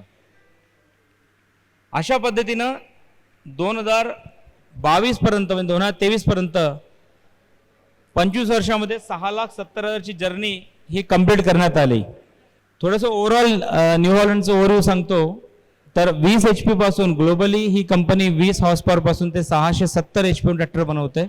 याच्यामध्ये ट्रॅक्टर्स आहेत जसं तुम्ही बघितलं असेल तर ग्राउंड केअर्स, विनेयार्ड्स है ना, कॅश क्रॉप, कॉन्ट्रॅक्टर या सर्व सेक्टरमध्ये या सर्व मशिनरीज युटिलाइज होतात मार्केट्समध्ये. आणि हार्वेस्टिंग इक्विपमेंट सुद्धा ट्रॅक्टर माउंटेड हा जो सर्वात पहिला आहे हा ग्रेप हार्वेस्टर आहे जो ब्ल्यू कलरचा दिसतो तुम्हाला. त्याच्यानंतर तुम्हाला जेवढे काही बाकीचे क्रॉप्स आहेत, मका आहेत, चना आहेत, सोयाबीन आहेत, तूर आहेत, या पिकासाठी हार्वेस्टर म्हणजे ती हार्वेस्टर काम केलं जातं. ही भारत देशाची तुम्हाला परिसंगतो की आपला भारत देश काय आहे तर लार्जेस्ट आपल्याकडे लँड सर्वात मोठी आहेत जी 160 मेगा हेक्टर लँड्स आहेत ज्याच्यामध्ये 83.6% असे होल्डिंग्स आहेत जी बिलो 1 हेक्टर आहेत. आपण प्रोडक्शन पल्सेस टी आणि ज्यूट अलाइड फायबर अँड कॉटनमध्ये आपण सेकंड प्रोडक्शन म्हणून जाणला जातो. आणि wheat, rice, groundnut, sugar cane आपण थर्ड प्रोड्युसर म्हणून आपला लौकिक आहेत. आणि मस्टर्ड पोटॅटो कोकोनटसाठी आपण 4th प्रोड्युसर म्हणून जगात ओळखला जातो. हे क्रॉप रेसिड्यू मॅनेजमेंटचं आहे ज्याच्यामध्ये तुम्हाला हा तुमचा विषय नाही आहे. हा ग्रेटर नोएडाचा प्लांट आहे ज्यामध्ये 70,000 ट्रॅक्टरची ॲन्युअल कॅपॅसिटी जिथे ट्रॅक्टर बनवला जातो. हे काही फीचर्स आहेत तुम्हाला फॅसिलिटी ट्रॅक्टर कसं बनवलं जातं, मशीन्स कशा बनवल्या जातात. न्यू हॉलंडची शेती व्यवसायासाठी म्हणजे राईस जर म्हटलं किंवा कोणते पीक म्हटलं तर तुम्ही शेती तयार करणे, प्रिपरेशन करणे, त्याच्यामध्ये नांगरणी आलं, कल्टिवेशन्स आलं, रोटावेटर आलं. यासाठी न्यू हॉलंडकडे 17 HP पासून ते 106 HP पर्यंत 17 HP पासून ते 106 HP पर्यंत संपूर्ण रेंज आपल्याकडे अवेलेबल आहेत. हे क्रॉप रेसिड्यू मॅनेजमेंट शेअर करतो मी तुम्हाला की यामध्ये काय होतं की एक जमीन तयार केल्यानंतर, पीक निघाल्यानंतर, अवशेष राहिल्यानंतर त्याचे सुद्धा मॅनेजमेंट आपल्याकडे आहेत. ही जसं हा बेल बघितलं तुम्ही तर कोणत्याही पिकाचा अवशेषानंतर बेल बनल्यानंतर तुम्हाला बेलर्स आणि रेक्स आणि त्यानंतर CNG आणि हे पण. तर आता लोकल मार्केटमध्ये न्यू हॉलंडच्या ट्रॅक्टरच्या बाबतीत मी फक्त फीचर शेअर करतो, त्यानंतर मी माझं जे डिस्कशन्स आहेत, आमचे जे डीलर आहेत या लोकल एरियातले ते सुद्धा आलेले आहेत, मिस्टर रवींद्र आष्टेकर साहेब, रवींद्र अडवलचे ओनर्स, मी त्यांना इन्व्हाइट करतो स्टेजवर. न्यू हॉलंडच्या प्रोडक्टमध्ये ते आहेत FPT इंजिन, फिएट पॉवर ट्रेनचं इंजिन, जे जगामध्ये डिझेल कन्झम्पशन वाचवण्यासाठी ओळखलं जातं. न्यू हॉलंडचा प्रत्येक ट्रॅक्टर हा पॅडी स्पेशल, तुमच्या या मार्केटमध्ये पॅडी स्पेशल, जे तुम्ही ज्यावेळेस पॅडीचं काम करता त्यावेळेस तुम्हाला हे पॅडी स्पेशल फंक्शनिंग सुद्धा ट्रॅक्टरमध्ये दिलं आहे, ज्यामुळे लिकेजचा प्रॉब्लेम येत नाही. लिफ्टोमॅटिक, हाय प्रिसिशन हायड्रोलिक्स, एप्ट्रा PTO, synchro shuttle, speed tech आणि ऑइल इमर्स ब्रेक. आणि हा न्यू हॉलंड ट्रॅक्टर हा संपूर्ण 6 वर्ष ट्रान्सफरेबल वॉरंटीमध्ये येतो. तर हे ओव्हरऑल तुम्हाला प्रॉडक्टच्या बाबतीत मी सांगितलेलं आहे. मी रिक्वेस्ट करतो माननीय आमचे रवींद्र आष्टेकर साहेब यांना स्टेजवर, जे या भागातले आमचे डीलर साहेब आहेत, तर ते तुम्हाला समोर डिस्कशन्स करेल. या ठिकाणी आपण जो वेळ दिलेला आहे तो वेळ काही माहिती जाणून घ्यावं या उद्देशाने वेळ दिलेला आहे. तर त्या संदर्भात आतापर्यंत धानुका कंपनी यांनी तुम्हाला माहिती दिली, न्यू हॉलंड कंपनी यांनी तुम्हाला माहिती दिली. ट्रॅक्टर हे जे यंत्र आहे, हे यंत्र सगळ्यांच्या परिचयाचं आणि गेल्या 50 वर्षापासून सगळ्यांच्या वापरातलं असं यंत्र आहे. या यंत्रापासून तुम्हाला काय अपेक्षा आहेत असं दोघा जणांनी मला सांगावं की तुम्हाला काय अपेक्षित आहे, ट्रॅक्टर ह्या यंत्रापासून तुमच्या काय अपेक्षा आहेत असं दोघांनी हात वरती करावं. मी विचारतो त्यांना काय अपेक्षा आहे, तेवढं फक्त हात वर करून तुम्ही सांगा. मी माईक देतो तुमच्याकडे.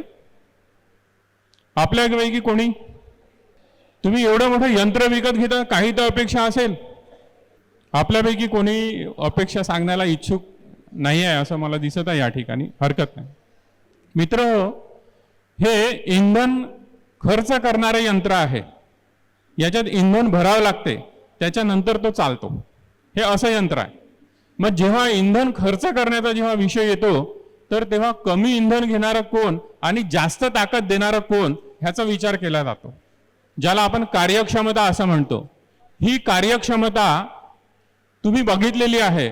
जे जुन्या काळातले लोक असतील किंवा ज्यांना माहीत असेल की जेव्हा राजदूत गाडी होती, जेव्हा जावा गाडी होती आणि त्याच्यानंतर होंडा आली, तर मायलेज कशात जास्त मिळतो, त्याच्यामध्ये मायलेज का बरं मिळत नव्हतं आणि याच्यामध्ये का बरं मिळत होतं, हा तंत्रज्ञानाचा जो फरक आहे तो न्यू हॉलंडनी या ठिकाणी दिलेला आहे. फुल कॉन्स्टंट मेश प्रकारचा जो गिअरबॉक्स आहे, लिफ्टोमॅटिक आहे, ऑइल ब्रेक आहे, हे सगळे जे फीचर्स जे आहेत हे न्यू हॉलंडनी प्रॉडक्टमध्ये दिलेले आहेत. आणि दुसरा सगळ्यात महत्त्वाचा भाग असतो, एक तर तुम्हाला बचत मिळाली, ताकद मिळाली, त्याच्यानंतर सगळे ऑटोमोबाईल सेक्टरमधले जेवढे काही गोष्टी असतील त्या सगळ्या गोष्टींना सर्व्हिस आणि पार्ट्स ह्या 2 गोष्टी लागत असतात.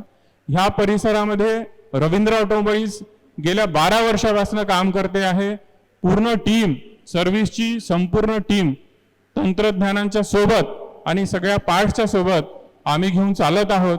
आणि त्यासाठी माझाच नंबर सगळ्या ठिकाणी दिलेला असतो डीलर म्हणून, आणि सगळे कॉल्स मी रिसीव करतो. तर एकदा आपण या परिसरात माझे पुष्कळ ग्राहक आहेत, त्यांनी हे ट्रॅक्टर वापरलेले आहेत. अतिशय इंधन कार्यक्षम, अतिशय शक्तिशाली अशा पद्धतीचे ट्रॅक्टर आपल्या कंपनीने तयार केलेले आहेत. ते आपल्या सेवेत आहेत.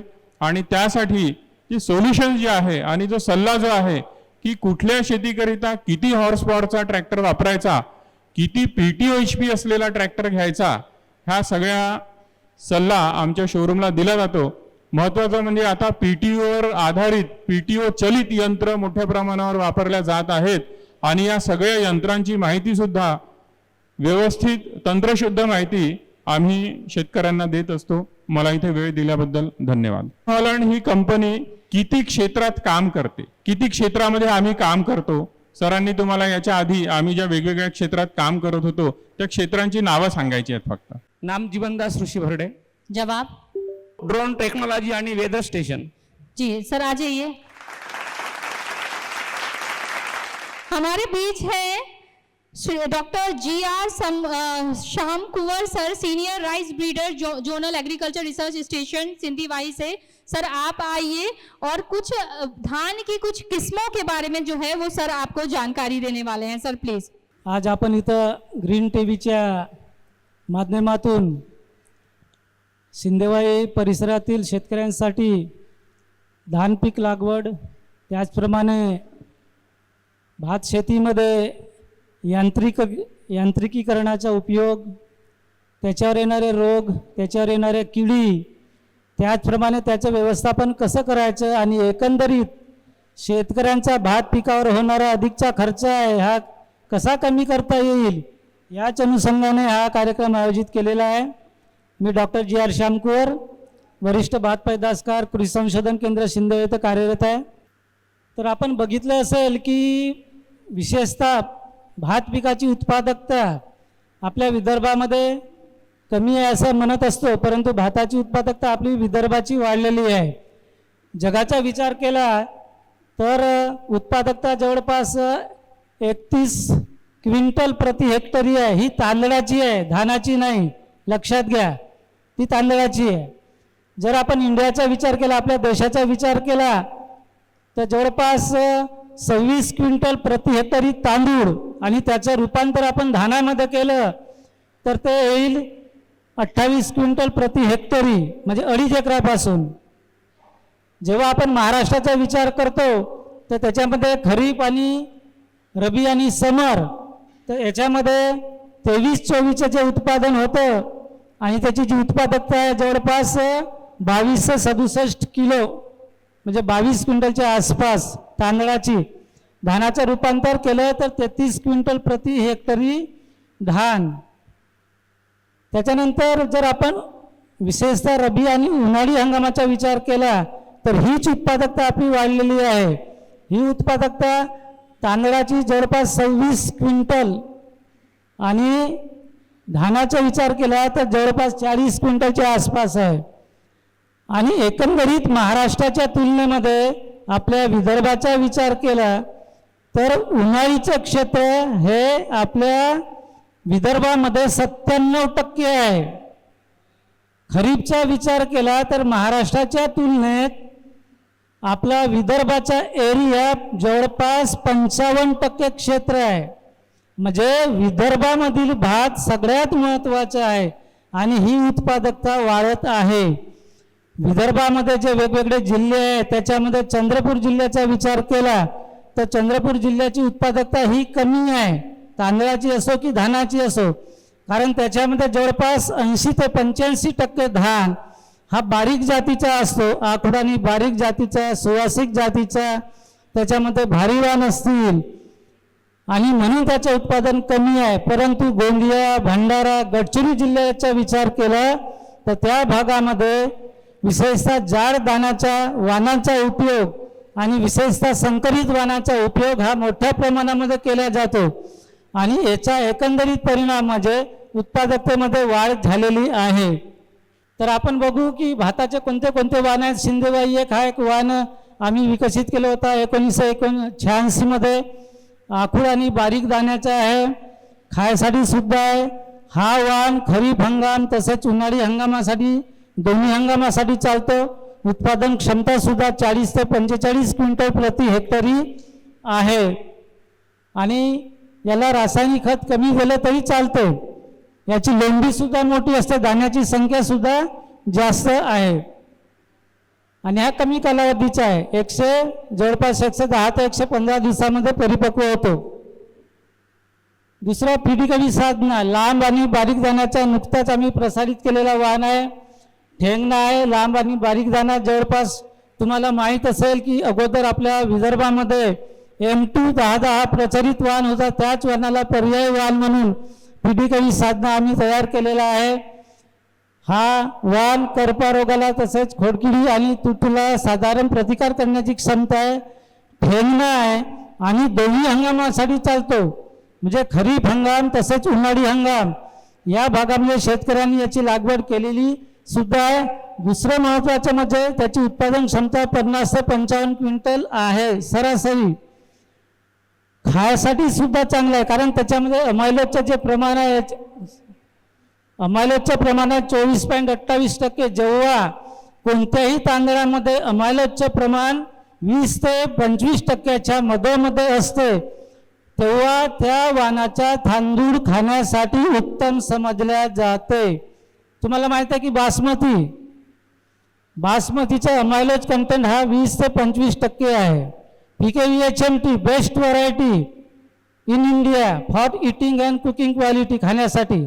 अगोदर आपण BPT 5204 म्हणायचो, पण त्यालाही पर्याय म्हणून PKVHMT, त्याचा अमायलोज 23.50च्या आसपास आहे, म्हणजे खाण्यासाठी चांगलं आहे. याचं बियाणं सुद्धा आमच्या विभागीय कृषी संशोधन केंद्र शिंदे इथं विक्रीसाठी उपलब्ध आहे मोठ्या प्रमाणामध्ये. त्याच्यानंतर PKV गणेश. तुम्हाला माहीत आहे की खरीप हंगामामध्ये वेगवेगळ्या रोगांचा, किडींचा प्रादुर्भाव वाढत असतो. दिवसेंदिवस रासायनिक खतांच्या किमतीसुद्धा वाढत असतात, म्हणून कमी रासायनिक खत आणि विशेषतः कमी युरियाचा वापर आपण केला आणि फवारणीचा खर्च आपल्याला कमी करायचा असेल तर PKV गणेशसारखा वाण आपण लागवड केलेली चालते. कारण याचा दाणासुद्धा आकुड आणि बारीक आहे, हा थोडासा उंच वाढतो, पाने हिरवे गर्द असतात, तुडतुड्याचा प्रादुर्भाव होत नाही. तसेच गादमाशी, खोडकिड्याचा सुद्धा प्रादुर्भाव याच्यावर होत नाही, कमी प्रमाणामध्ये होतो. उत्पादन क्षमता सुद्धा 40 ते 45 क्विंटल आहे. PKVHMT असा कोणीच नाही की ज्याला PKVHMT वाण माहीत नाही, सगळ्यांना माहीत आहे का? जरी विदर्भातील, महाराष्ट्रातील एरिया PKVHMT खाली कमी झाला असेल तरी तेलंगणा, छत्तीसगड, आंध्र प्रदेश आणि बाहेरच्या राज्यामध्ये PKVHMTचं प्रमाण वाढलेलं आहे. कारण त्यामध्ये खाण्याची जी क्वालिटी आहे ही उत्तम दर्जाची आहे. हा 130 ते 135 दिवसाचा वाण आहे. आकुड आणि बारीक दाणा आहे. त्याचे 1000 दाण्याचे वजन जवळपास 14 ते 14.5 ग्रॅम आहे. उत्पादन क्षमता सुद्धा जवळपास 40 ते 45 क्विंटल आहे. शुद्ध आणि दर्जेदार बियाणं आमच्या विभागीय संशोधन केंद्रावर आहे आणि याचं जेवढं पैदासकार बियाणं होतं, ज्याला ब्रीडर सीड म्हणतो, वेगवेगळ्या नामांकित कंपनी बाहेरच्या राज्यामध्ये याचं बियाणं नेतात, त्याचं सीड प्रोडक्शन करतात आणि तिकडे विक्री करतात. म्हणजे खाण्याच्या दृष्टिकोनातून आखूड आणि बारीक दाण्याच्या वाणामध्ये PKVHMT is the best variety. त्याच्यानंतर शिंदेवाई 2001. आपल्याला तुम्हाला माहीत असेल की MTU 1001 त्याच वाणासारखा शिंदेवाई 2001 वाण आहे. ठेंगणा आहे, 130 ते 135 दिवसाचा आहे. आकुड आणि जाड दाण्याचा वाण आहे आणि बहु कीड प्रतिबंधक म्हणून हा जवळपास 5 राज्यासाठी शिफारस केलेला वाण आहे. याची उत्पादन क्षमता सुद्धा 50 ते 55 क्विंटलपर्यंत आहे. याचं पण बियाणं आपल्याकडे विक्रीसाठी उपलब्ध आहे. फवारणीचा खर्च कमी आणि ही काळाची गरज आहे. त्यानंतर PDKV किसान हा एक PKVHMT पेक्षा थोडासा जाड दाण्याचा परंतु मध्यम कालावधीचा 130 ते 135 दिवसाचा, खाण्यासाठी सुद्धा चांगला आहे. याच्यावर सुद्धा गादमाशीचा प्रादुर्भाव तुम्हाला माहीत असेल की नवरगाव भागामध्ये आपण अगोदर ऐकायचं की भंडारा किंवा गोंदिया जिल्ह्यामध्ये साकोली बेल्ट असेल तिथे गादमाशीचा प्रादुर्भाव वाढायचा, परंतु खरीप हंगामात तसेच उन्हाळी हंगामामध्ये सुद्धा ह्या नवरगाव परिसरामध्ये गादमाशीचा प्रादुर्भाव वाढत आहे. मागच्या वर्षी सुद्धा गादमाशीचा प्रादुर्भाव होता. जर ह्या गादमाशीचा प्रादुर्भाव आपल्याला कमी करायचा असेल तर गादमाशीला प्रतिकार करणाऱ्या वाणांची लागवड करणे हा एक पहिला उपाय आहे. दुसरा उपाय म्हणजे रोपं लागवड. 20 जुलैच्या पूर्वी रोपांची लागवड होणं आवश्यक आहे. लवकर रोवणी करणं. तर दुसरं महत्त्वाचं की जे आपल्या शेतावर देवधान वगैरे आहे किंवा तुमचा जंगली धान आपण म्हणू त्याचं निर्मूलन करणं आवश्यक आहे. तरच मग आपल्याला गादमाशीचा प्रादुर्भाव करता येईल. त्याच्यामध्ये रासायनिक कीटकनाशक आहेत, नंतर सांगेन मी तुम्हाला. नंतर साकोली 9 जसं मी PKV गणेश सांगितलं तसं हा थोडासा उंच वाढणारा वाण आहे, परंतु फवारणीचा खर्च कमी, खाण्यासुद्धा चांगला आहे, मध्यम आणि बारीक दाण्याचा आहे. जरी याची उत्पादन क्षमता 42 सरासरी उत्पादन 42 क्विंटलपर्यंत असेल तरी त्याची उत्पादन क्षमता पोटेन्शियल येईल 60 ते 70 क्विंटलपर्यंत आहे. फवारणीचा खर्च कमी, म्हणजे कमी खतामध्ये फवारणी न केली तरी तुम्हाला हमखास उत्पादन देण्याची क्षमता या वाणामध्ये आहे. खोडकिडा, तुडतुडे, पानावरील करपा, मानमोडी, पर्णकोश कुजव्या, तपकिरी ठिपके या रोगांना प्रतिकार करण्याची क्षमता या वाणामध्ये आहे. नंतर पिढीकवी तिलक हा नवीन वाण आहे. नवरगाव परिसर असेल की सिंदेवाई तालुका असेल, भंडारा जिल्हा असेल, तर जवळपास 50 ते 60 हजार हेक्टर क्षेत्रावर या वाणाचा प्रचार आणि प्रसार झालेला आहे. आपल्याकडे 2003 पासून श्रीराम या वाणाची चलन होती, परंतु आमचं जो एक वाण होता SY 2063 आणि दया ह्या 2 जातीच्या संकरातून त्याच्यासारखाच 140 ते 145 दिवसाचा बारीक दाण्याचा, ज्याची लोंबीची लांबी जास्त आहे, दाण्याची संख्या जास्त आहे आणि श्रीरामपेक्षा 25% उत्पादन जास्त देणारा हा वाण विकसित केलेला आहे. जरी या वाणाचं मार्केटच्या तुलनेमध्ये 100 ते 150 रुपये भाव जरी कमी मिळत असला तरी कोणत्याच वाणापेक्षा याचं उत्पादन कमी मिळत नाही. म्हणजे उत्पादनाची हमी, कारण त्याच्यामध्ये गादमेशीला प्रतिकार करण्याची क्षमता, तुडतुड्याला प्रतिकार करण्याची क्षमता, बऱ्याच प्रमाणात खोडकिडीला प्रतिकार करण्याची क्षमता आहे. आणि असा एकही शेतकरी मिळणार नाही की ज्याला पिढीकवी तिलक या वाणाने कमी उत्पादन दिलं. आणि या वाणाचं शेतकरी इथं बरेच असतील, आहेत की नाही? किती शेतकरी आहेत ज्यांनी पिढीकवी तिलक वाण लावलेलं आहे? हात वर करा. म्हणजे जवळपास 20 ते 25 शेतकरी इथं आहेत. पण प्रत्येक गावामध्ये गेलं तर 30, 40, 50 शेतकरी तुम्हाला सहज मिळतील. म्हणजे एकाकडून दुसरं नेतो, दुसऱ्याकडून तिसरं नेतो आणि या वाणाची लागवड होत आहे. कारण श्रीराम किंवा तत्सम व्हरायटी एखाद्या वेळेस तुडतुड्याचा, पांढऱ्या पाठीचे तुडतुडे असोत की तपकिरी तुडतुडे असोत, याचा प्रादुर्भाव झाला तर तुम्हाला उत्पादन घरापर्यंत येण्याची हमी राहत नाही. परंतु या वाणापासून तुम्हाला त्याची हमी आहे. तुम्हाला आठवत असेल की 2017 साली आपल्या भागामध्येच नाही तर आपल्या भंडारा, गोंदिया, चंद्रपूर जिल्ह्यामध्ये सुद्धा पांढऱ्या पाठीच्या तुडतुड्याचा किंवा तपकिरी तुडतुड्याचा मोठ्या प्रमाणामध्ये प्रादुर्भाव झाला होता. शेतकऱ्यांनी त्यांचे शेत जाळलेले होते. मी माझ्या स्वतःच्या शेतामध्ये पिढीकवी तिलक हा वाण लावला, त्याच्यावर तुडतुड्याचा प्रादुर्भाव झाला नाही. म्हणजे हा असा एक वाण आहे. आता असाच वाण आम्ही नवीन तयार करत आहोत. फक्त याच्यामध्ये याची दाण्याची रुंदी ही थोडीशी जास्त आहे. श्रीरामच्या तुलनेत वजन कमी आहे म्हणून भाव थोडासा कमी मिळतो, परंतु पैसा हा जास्त मिळतो. शेवटी आपल्याला शेती कशासाठी करतो? पैशासाठी. बासमतीचा क्रॉस केलेली व्हरायटी आहे, अत्यंत सुवासिक, लांब आणि बारीक दाण्याची. बरेचसे लोक म्हणतात तिकडे कोकणातले असतील किंवा वेस्टर्न महाराष्ट्रातले असतील की पुण्या मुंबई भागामध्ये इंद्रायणीचा तांदूळ फार छान, पण इंद्रायणीच्या तांदळापेक्षा चांगल्या क्वालिटीचा तांदूळ साकोली 7 आहे. लांब आणि बारीक पांढरा शुभ्र तांदूळ, त्याच्या तांदळाची उतारी सुद्धा जास्त आहे, त्याच्यापेक्षा बारीक आहे. आणि या वाणाची चाचणी आम्ही मागच्याच वर्षी हैदराबादला पाठवली, तर त्याच्यामध्ये स्ट्रॉंग सेंट म्हणजे जास्त ॲरोमा आहे म्हणून त्याची गणना झालेली आहे. तर त्या वाणाचं बियाणं आमच्या केंद्रावरून कोणाला 1 किलो 2 किलो या प्रमाणात उपलब्ध होऊ शकेल. जुनं वाण आहे पण चांगलं आहे, सुगंधित वाण. नंतर पिकेवी मकरंद हे सुद्धा माहीत आहे तुम्हाला, जवळपास 125 दिवसाचा वाण आहे, सुगंधित आहे, मध्यम आणि बारीक दाण्याचे आहे, त्याच्यावर थोडेसे कुसळ आहेत, ठेंगणा वाण आहे. उत्पादन क्षमता सुद्धा 40 ते 45 क्विंटल, 60-65 क्विंटलपर्यंत येऊ शकते. परंतु आपल्या भागामध्ये चलन लांब आणि बारीक तांदळाला जास्त सुवासिकमध्ये, त्याच्यामुळे हा वाण सुद्धा. परंतु आंध्रामधले, तेलंगणामधले काही असे शेतकरी आहेत किंवा कंपनीज आहेत, हे ह्या वाणाचं बियाणे घेऊन तिथं मल्टिप्लिकेशन करून तिकडे विक्री करतात. जे इथं खपत नाही असं म्हण आहे ना, पिकते तिथं खपत नाही, अशी आपली परिस्थिती झाली आहे. बाहेरच्या लोकांना त्याची, कारण भाताच्या हजारो व्हरायटीज आहेत, प्रत्येक भागासाठी वेगळे वेगळे आहेत.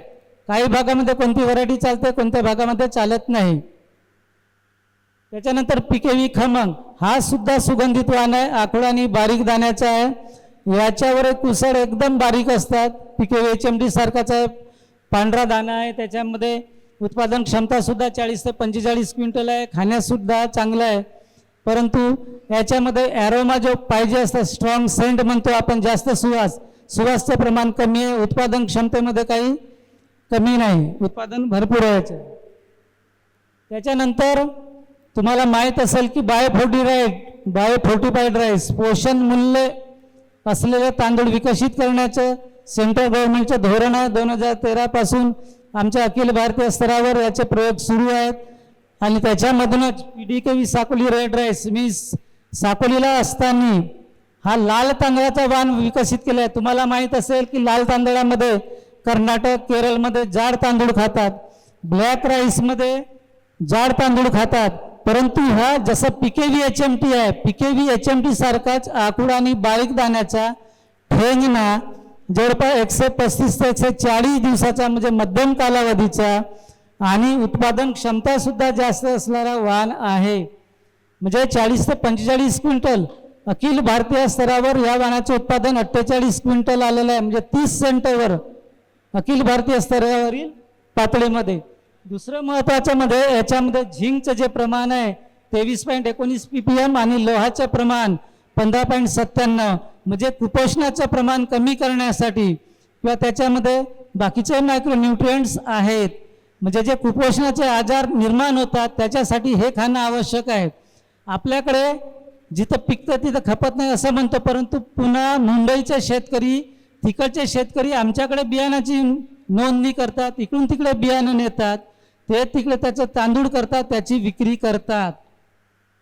तर याचं बियाणं सुद्धा आमच्याकडे मोठ्या प्रमाणामध्ये आहे. हा एक अत्यंत चांगला वाण आहे, नवीन वाण आहे. नंतर एक नवीन वाण PDKV साक्षी आम्ही तयार केलेला आहे, नोटिफाईड झालेलं नाही आहे, यावर्षी तो होईल. हा सुद्धा कमी कालावधीचा आहे, 118 ते 120 दिवसाचा आहे, लांब आणि बारीक दाण्याचा आहे. त्याच्यावर थोडेसे कुसळ असतात, ठेंगणा वाण आहे. बऱ्याचशा शेतकऱ्यांनी आमच्या धान महोत्सवामध्ये भाग घेतला असेल तर त्यांनी बघितलं असेल, ठेंगणा वाण आहे. लोंढीतील दाण्याची संख्या सुद्धा जास्त आहे आणि उत्पादन क्षमता सुद्धा चांगली आहे, फुटव्याचे प्रमाण चांगलं आहे. आणि त्यातल्या त्यात याच्यामध्ये लोहाचं प्रमाण आणि झिंकचं प्रमाण सुद्धा जास्त आहे. पॉलिश केलेल्या तांदळामध्ये झिंकचं प्रमाण जवळपास 25 ppm पर्यंत आहे आणि झिंकचं प्रमाण, आणि लोहाचं प्रमाण 10% आहे, 10 ppm पर्यंत आहे. तर हा एक नवीन वाण आहे. हा वाण सुद्धा, या वाणाचं बियाणं सुद्धा आपल्याला उपलब्ध होऊ शकेल. त्याच्यानंतर हे जे तंत्रज्ञान आहे, तर ज्या शेतकऱ्यांनी त्यांच्या जमिनीची तपासणी करून घ्या. विदाऊट जमिनीची तपासणी केल्याशिवाय पीक घेऊ नका. काय अन्नद्रव्याची कमतरता आहे ते त्याची तपासणी करा. त्याच्यानंतर जास्तीत जास्त सेंद्रिय खताचा वापर करा.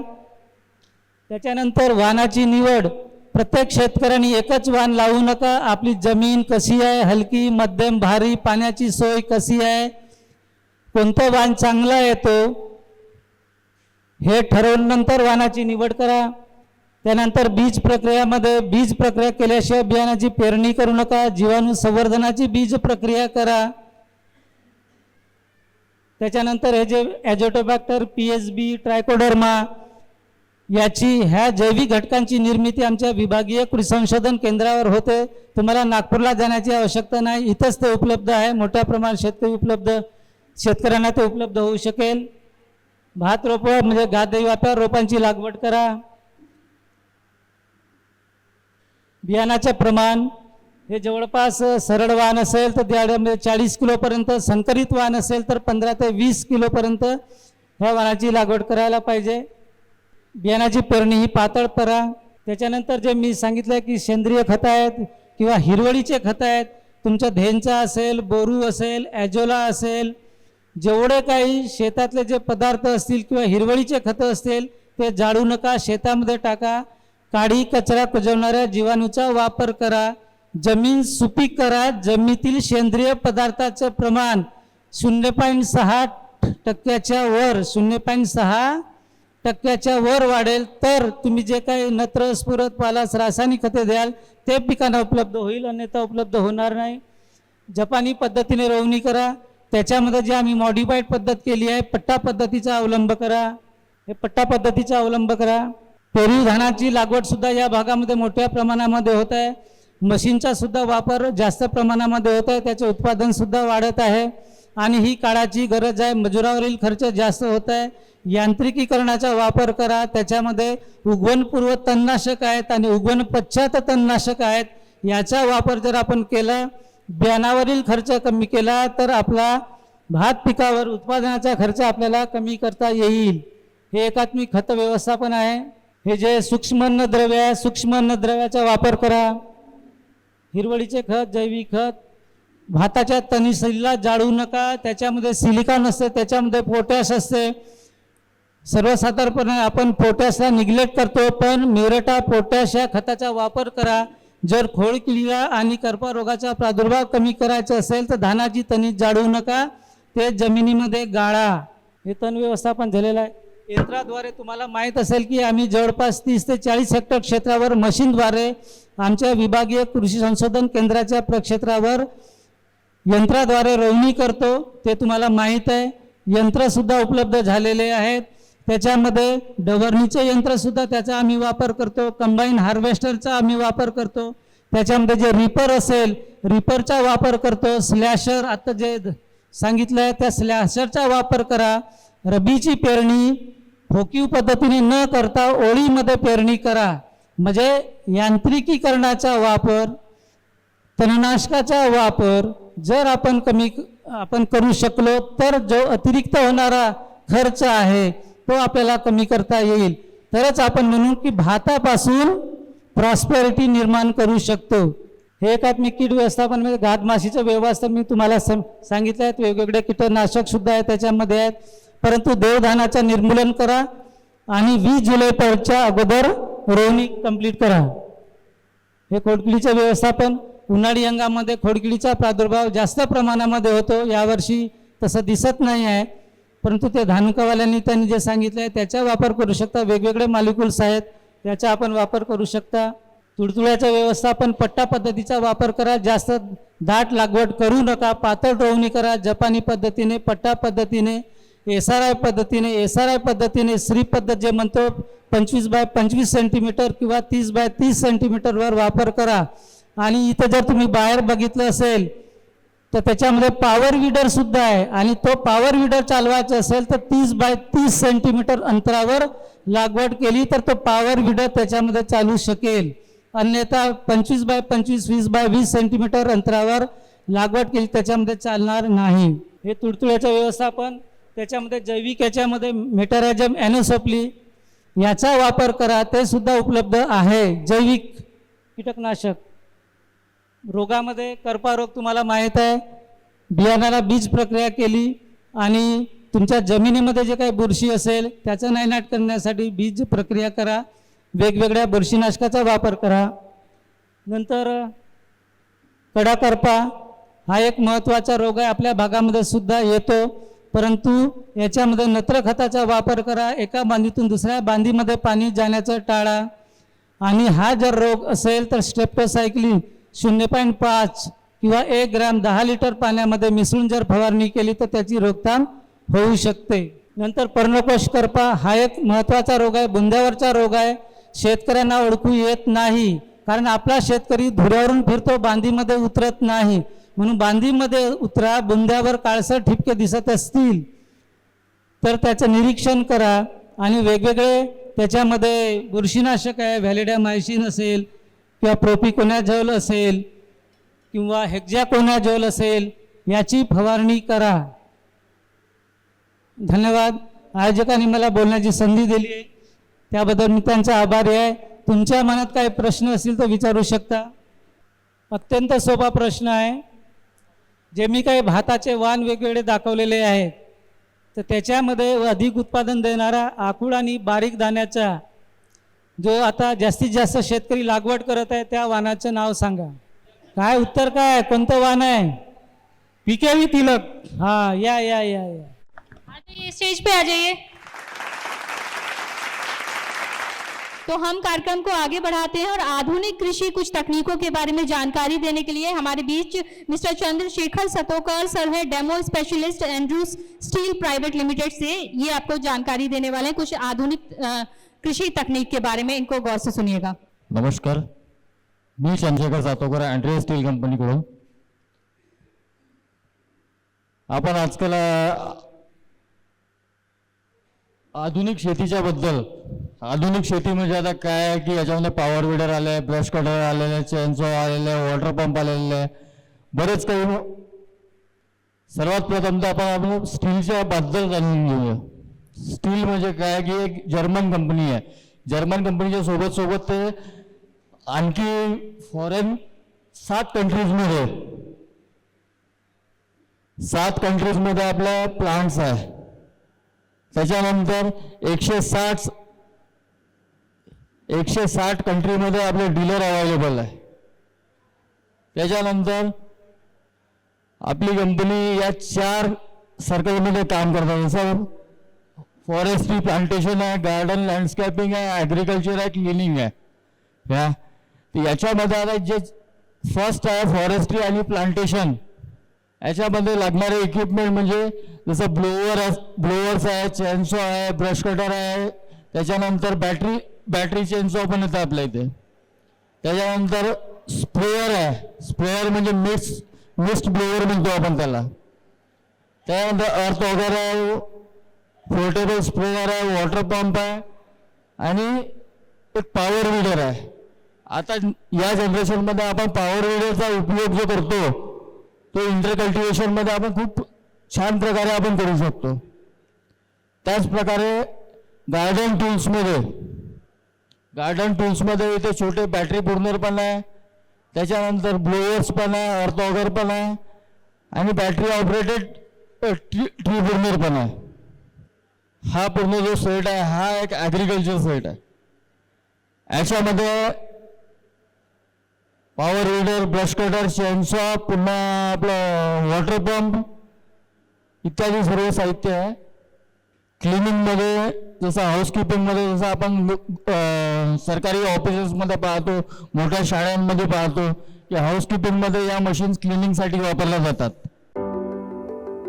मिट्टी की तैयारी एक चुनौतीपूर्ण काम है, खासकर जब मिट्टी सख्त हो. इस चुनौती का सामना करने के लिए किसानों को विश्वसनीय शक्ति की आवश्यकता है. Steel power tillers. इसका विश्व प्रसिद्ध विकसित स्टील यूरो 5 इंजन जो कम उत्सर्जन और बेहतर ईंधन दक्षता सुनिश्चित करता है. वेट एयर फिल्टर कार्बोरेटर को ताजी धूल मुक्त हवा पहुंचाता है. इसमें कई विशेषताएं हैं जो इसके इस्तेमाल को आसान, सुविधाजनक और थकान मुक्त बनाती हैं. सिंपल थ्रॉटल एक्चुएशन, देखने लायक gear shift mechanism, sideways handle bar adjustment,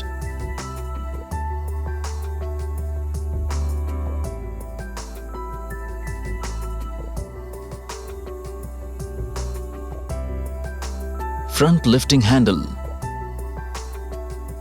सुरक्षात्मक हाउसिंग कवर के साथ मजबूत गियर बॉक्स, परिवहन और चलने वाले पहिए, बड़ी क्षमता वाले ईंधन टैंक का मतलब है कि आप बिना किसी ब्रेक के लगातार या लंबी अवधि तक काम कर सकते हैं. पीटीओ फंक्शन पानी पंपिंग और छिड़काव अनुप्रयोगों के लिए सबसे उपयुक्त है. रात में फील्ड ऑपरेशन के लिए फ्रंट लाइट प्रदान की जाती है. बड़ी काम की चौड़ाई और उच्च गहराई क्षमता, ये विशेषताएं उनके कार्यों में मदद करती हैं, जैसे कि विभिन्न कृषि क्षेत्रों में वृक्षारोपण के लिए अंतर खेती संचालन, मिट्टी की गुड़ाई, मिट्टी को मोड़ना, निराई करना, वायु मिश्रण करना और पंक्तियां बनाना. इसका मतलब अधिक उत्पादकता है. स्टील पावर टिलर्स 2 मॉडल्स में आते हैं, MH610 6 HP और MH710 7HP। जब आप उच्च प्रदर्शन वाले विश्वसनीय पावर पार्टनर की तलाश कर रहे होते हैं, आप भी स्टील पावर वीडर इस्तेमाल करके देखें। स्टील कृषि उपकरण लाए परिवर्तन। बहुत बहुत धन्यवाद सर। तो जैसे कि हमारा चलता आ रहा है, आपसे एक सवाल पूछा जाएगा, आपको हाथ खड़ा करना है, बीच में चले जाइए। सर आपने जो बताया उससे रिलेटेड 2 मॉडेल लागवले मी।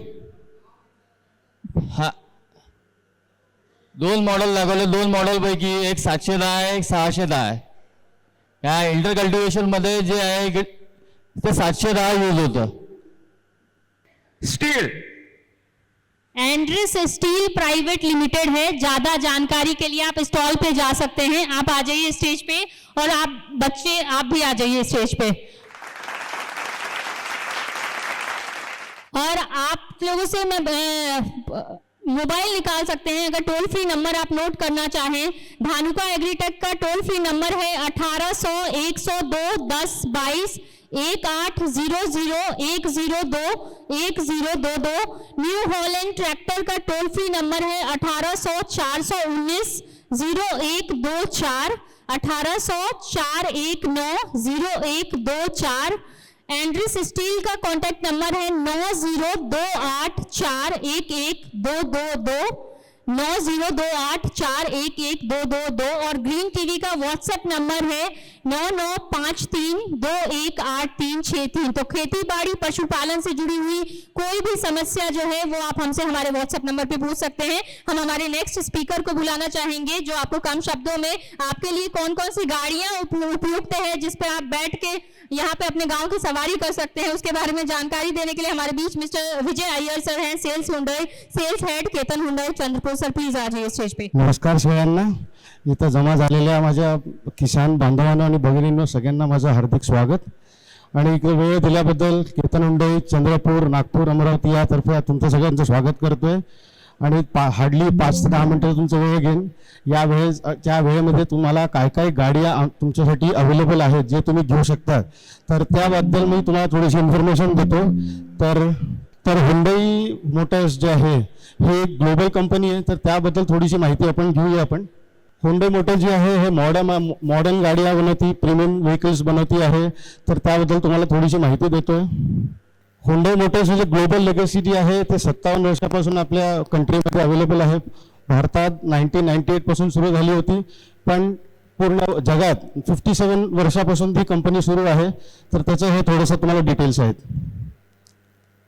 हे वर्ल्डचं 3rd लार्जेस्ट मॅन्युफॅक्चरर आहे आणि जवळपास 57 इयर्सपासून हुंडई मोटर्सचं लेगसी आहे इकडे।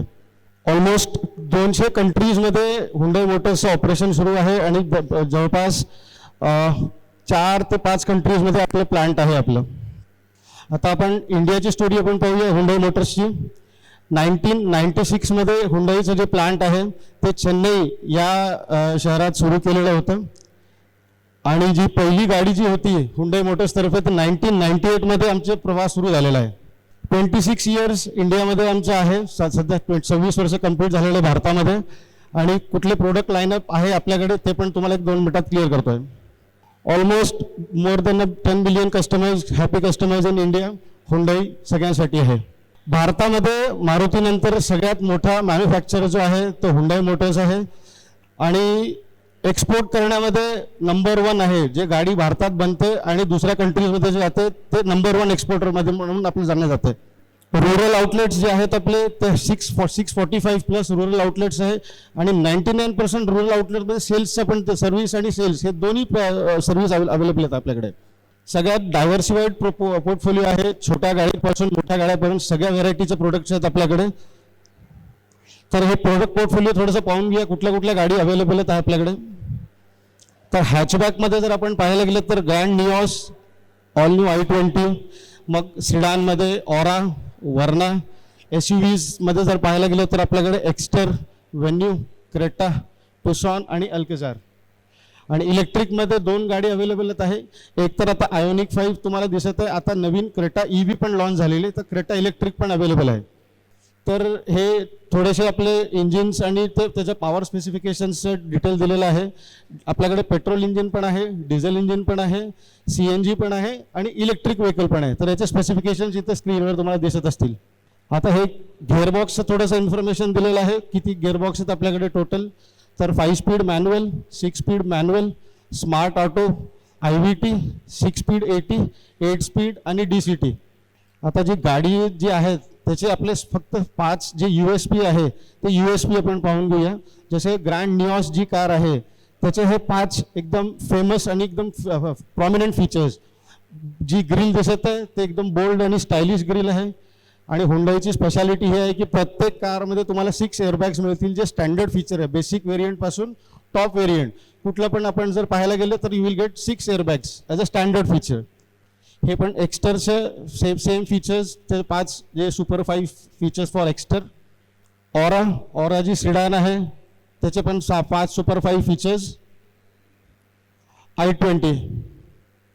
तर बेसिक एक स्टँडर्ड फीचर असे आहेत की 6 एअरबॅग जे सेफ्टी फीचर्स आहेत ते स्टँडर्ड आहे हुंडाईमध्ये. कुठली पण गाडी घ्या तुम्ही बेसिकपासून टॉप एंडपर्यंत. तर हे वर्नाचे सुपर 5 आणि Creta, the most awaited car, जे सगळ्यांना आवडते क्रेटा. ह्याच्यामध्ये नवीन जी क्रेटा आली आहे त्याच्यामध्ये त्याचे सुपर 5 फीचर्स आहेत. बेसिक म्हणजे स्टँडर्ड लेवल 2 ADAS फीचर आहे. फ्रंट पार्किंग सेन्सर्स त्याच्यामध्ये आहे. मग voice enabled पॅनोरॉमिक sunroof, electronic parking brake आणि पेट्रोलमध्ये 7 स्पीड DCT इंजिन. CNGमध्ये आपल्याकडे एक्स्टर अवेलेबल आहे आणि त्याच्यासोबतच आपल्याकडे निऑस पण आहे, एक्स्टर, निऑस आणि ऑरा. हे आपल्याकडे असे 3 व्हेरियंट CNGमध्ये अवेलेबल असणार. तर हुंडाईची स्पेशालिटी कनेक्टेड कार बनवण्यामध्ये नंबर 1 आहे. तर कनेक्टेड कारमध्ये ऑलमोस्ट आम्ही 2019 पासून we have sold almost 7 lakh cars. तर हे आमचं केतन हुंडाईच्या बाबतीत काही थोडंसं इन्फॉर्मेशन आहे. ऑथराइज डीलर आहे आम्ही केतन हुंडाई मोटर्ससोबत. 1998 पासून आम्ही त्यांच्यासोबत प्रवास करत आहे. सेल्स अँड सर्व्हिस आमच्या ऑलमोस्ट विदर्भमध्ये 10 लोकेशन्समध्ये आहेत. ते लोकेशनचे नावं नागपूर, चंद्रपूर, अमरावती, यवतमाळ, गडचिरोली, गोंदिया, वणी, वरुड, काटोल आणि उमरेड. ऑलमोस्ट आम्ही 25 वर्षामध्ये 70,000 प्लस कार्स आम्ही सोल्ड केलेले आहेत. तर 70,000 हॅपी कस्टमर्स आमच्यासोबत जोडलेले आहेत. तर सेम आम्ही पण एक्सपेक्ट करतो जेव्हा इकडे आम्ही पार्टिसिपेट करतो तर तुमच्यापैकी पण शेतकरी बांधवांनी पण आमच्यासोबत जोडावं आणि आमच्या गाड्यांचा आनंद घ्यावा. आमचे जे ओनर आहेत ते आहेत मिस्टर गौतम काले, ज्यांचं नाव लिहिलेलं आहे आणि रिसेंटमध्ये आम्हाला चॅम्पियन ऑफ द चॅम्पियनचा अवॉर्ड भेटलेला आहे. तर आम्ही पण एक्सपिरियन्स करू की सेम एक्सपिरियन्स तुम्हाला पण आम्ही द्यायला इच्छुक करतो. थँक्यू वेळ दिल्याबद्दल.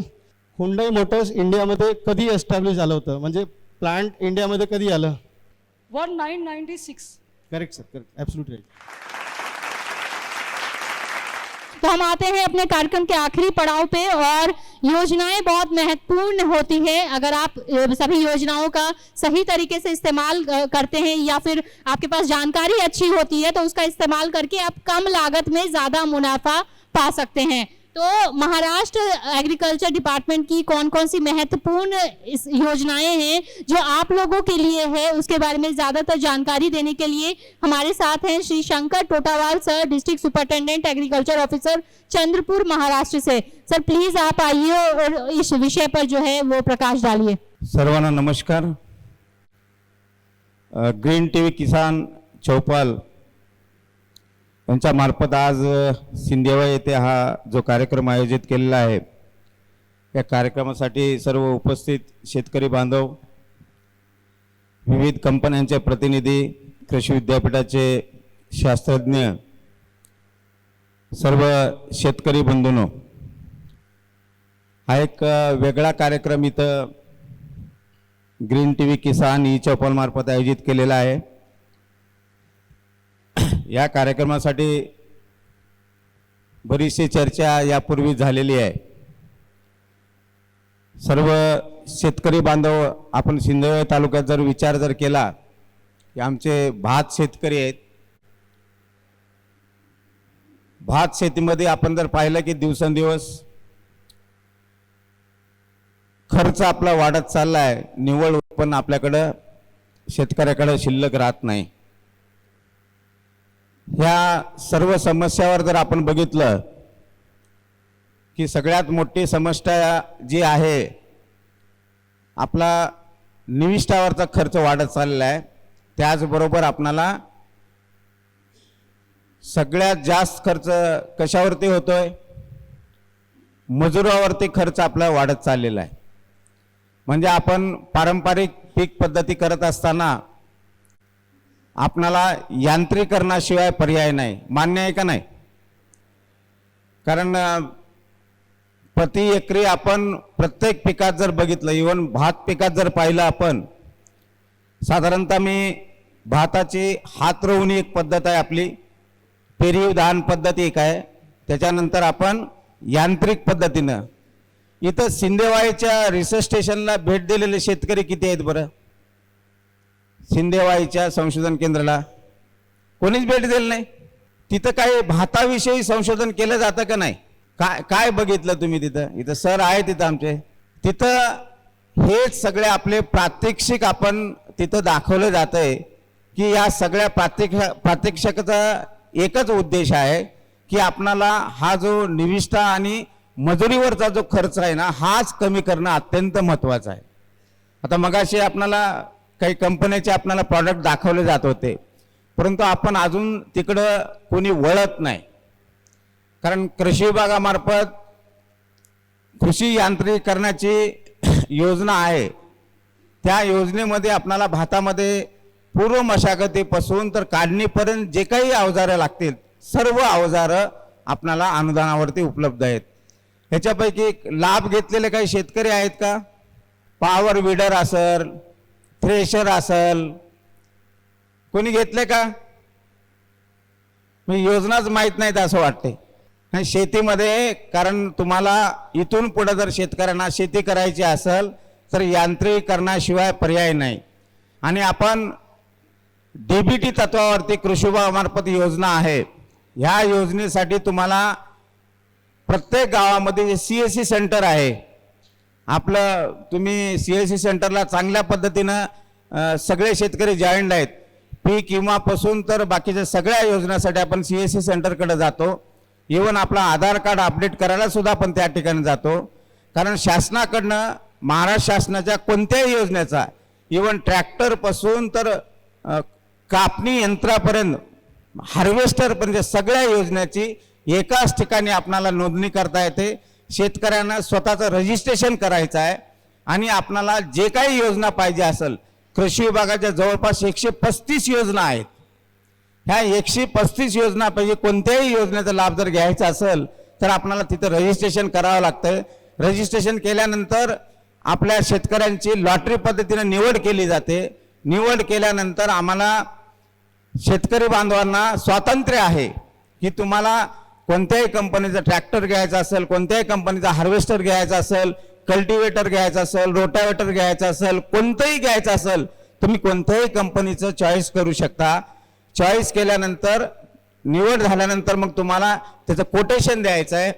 कोटेशन दिल्यानंतर कृषी विभागामार्फत तुमच्याकडं भेट दिला जाईल की खरंच या शेतकऱ्याकडे जर रोटावेटर किंवा बाकीचे यंत्र जर घ्यायचे असेल तर तुमच्याकडे ट्रॅक्टर आहे का? ट्रॅक्टर असेल तर मग तुमचं निवड पुढची प्रोसेस केली जाते. तुम्हाला संमती दिली जाते. तालुका कृषी अधिकाऱ्यांना संमती दिल्यानंतर मग आपण खरेदी करायची. खरेदी केल्यानंतर आपण खरेदीचे बिलं आपण त्या CSC सेंटर मार्फत किंवा मोबाईलच्या माध्यमातून अपलोड करायचं. अपलोड केल्यानंतर मग आपली तपासणी केली जाईल. तपासणी केल्यानंतर ज्या ज्या अवजाराला जी काही सबसिडी असेल ती डायरेक्ट आपणाला बँक खात्यावरती आपल्या शेतकऱ्यांचा दिलं जाईल. म्हणजे एवढी पारदर्शक अशी स्कीम असून सुद्धा आपण सगळे लोक लाभ घेत नाहीत. शेतकऱ्यांना माझी एक विनंती आहे की आता वातावरणामध्ये बदल होत चाललेला आहे. कारण पावसाचं प्रमाण सुद्धा आपण बघतोय, पावसाची इंटेन्सिटी वाढलेली आहे, टेम्परेचर वाढत चाललेलं आहे. आपल्याच पिकामध्ये वेगवेगळे कीड रोगांचे नवीन कीड रोग आपल्याकडे येत चाललेले आहेत. मग या सगळ्यावर जर समस्यावर जर आपल्याला पर्याय करायचा असेल तर थोडंसं आपणाला नवीन सिंदेवाई संशोधन केंद्रामध्ये ज्या पद्धतीनं भात शेती केली जाते तर त्या पद्धतीनं आपण भात शेतीकडे वळणं अत्यंत गरजेचं आहे. कारण मी त्या केंद्रावरती बऱ्याच वेळेस भेट दिलो तिथे बरेचसे डेमो आहेत, नवीन नवीन संशोधित केलेले वाहन आहेत, नवीन नवीन पेरणीच्या पद्धती त्या ठिकाणी दाखवले जातात. जापानीज पद्धत आहे, यांत्रिक पद्धतीने रोवणी आहे, की जिथं आपणाला भात शेतावरती रोवणी करण्यासाठी एका एकरला 4,000 रुपये खर्च केला जातो, तो आपण 400 ते 500 रुपयामध्ये आपण खर्च तो कमी करू शकतो. ह्या सगळ्या योजनेची जर सांगड घालून जर आपण जर शेती जर केली तरच इथून पुढे आपण टिकू शकतो. ते आज हा कार्यक्रम जो ग्रीन टीव्हीनं आयोजित केला आहे ह्याच्यामध्ये हाच विशेष आहे की आता जे नवीन नवीन समस्या जे यायला लागलेत ह्या समस्याला पर्याय काय. मला वाटतं इथं कृषी विज्ञान केंद्राचे शास्त्रज्ञ सुद्धा आहेत. तुमचं लेक्चर झालंय का सर? त्यांनी तुम्हाला इत्यंभूत माहिती दिलेलीच आहे. आणि कृषी विभागामार्फत प्रत्येक गावागावामध्ये कृषी सहाय्यक सुद्धा आमचं अवेलेबल आहे. 4 ते 5 गावाला एक कृषी सहाय्यक असतो. त्यांच्या माध्यमातून आपण जे काही योजना आहेत योजना आपण सगळ्यांनी योजनेचा लाभ घ्यावं. आणि शक्यतोवर आपला तो जो वाढलेला खर्च जो आहे शेतकऱ्यांच्या हातात काय आहे, फक्त खर्च कमी करणे हाच शेतकऱ्यांच्या हातात आहे. तर निसर्ग जर साथ दिली तर उत्पादन चांगलं येतं आणि निसर्गानं साथ नाही दिली तो आपला जो निविष्ठावरचा जो खर्च आहे तो फक्त आपण कमी करण्याचा प्रयत्न करावं.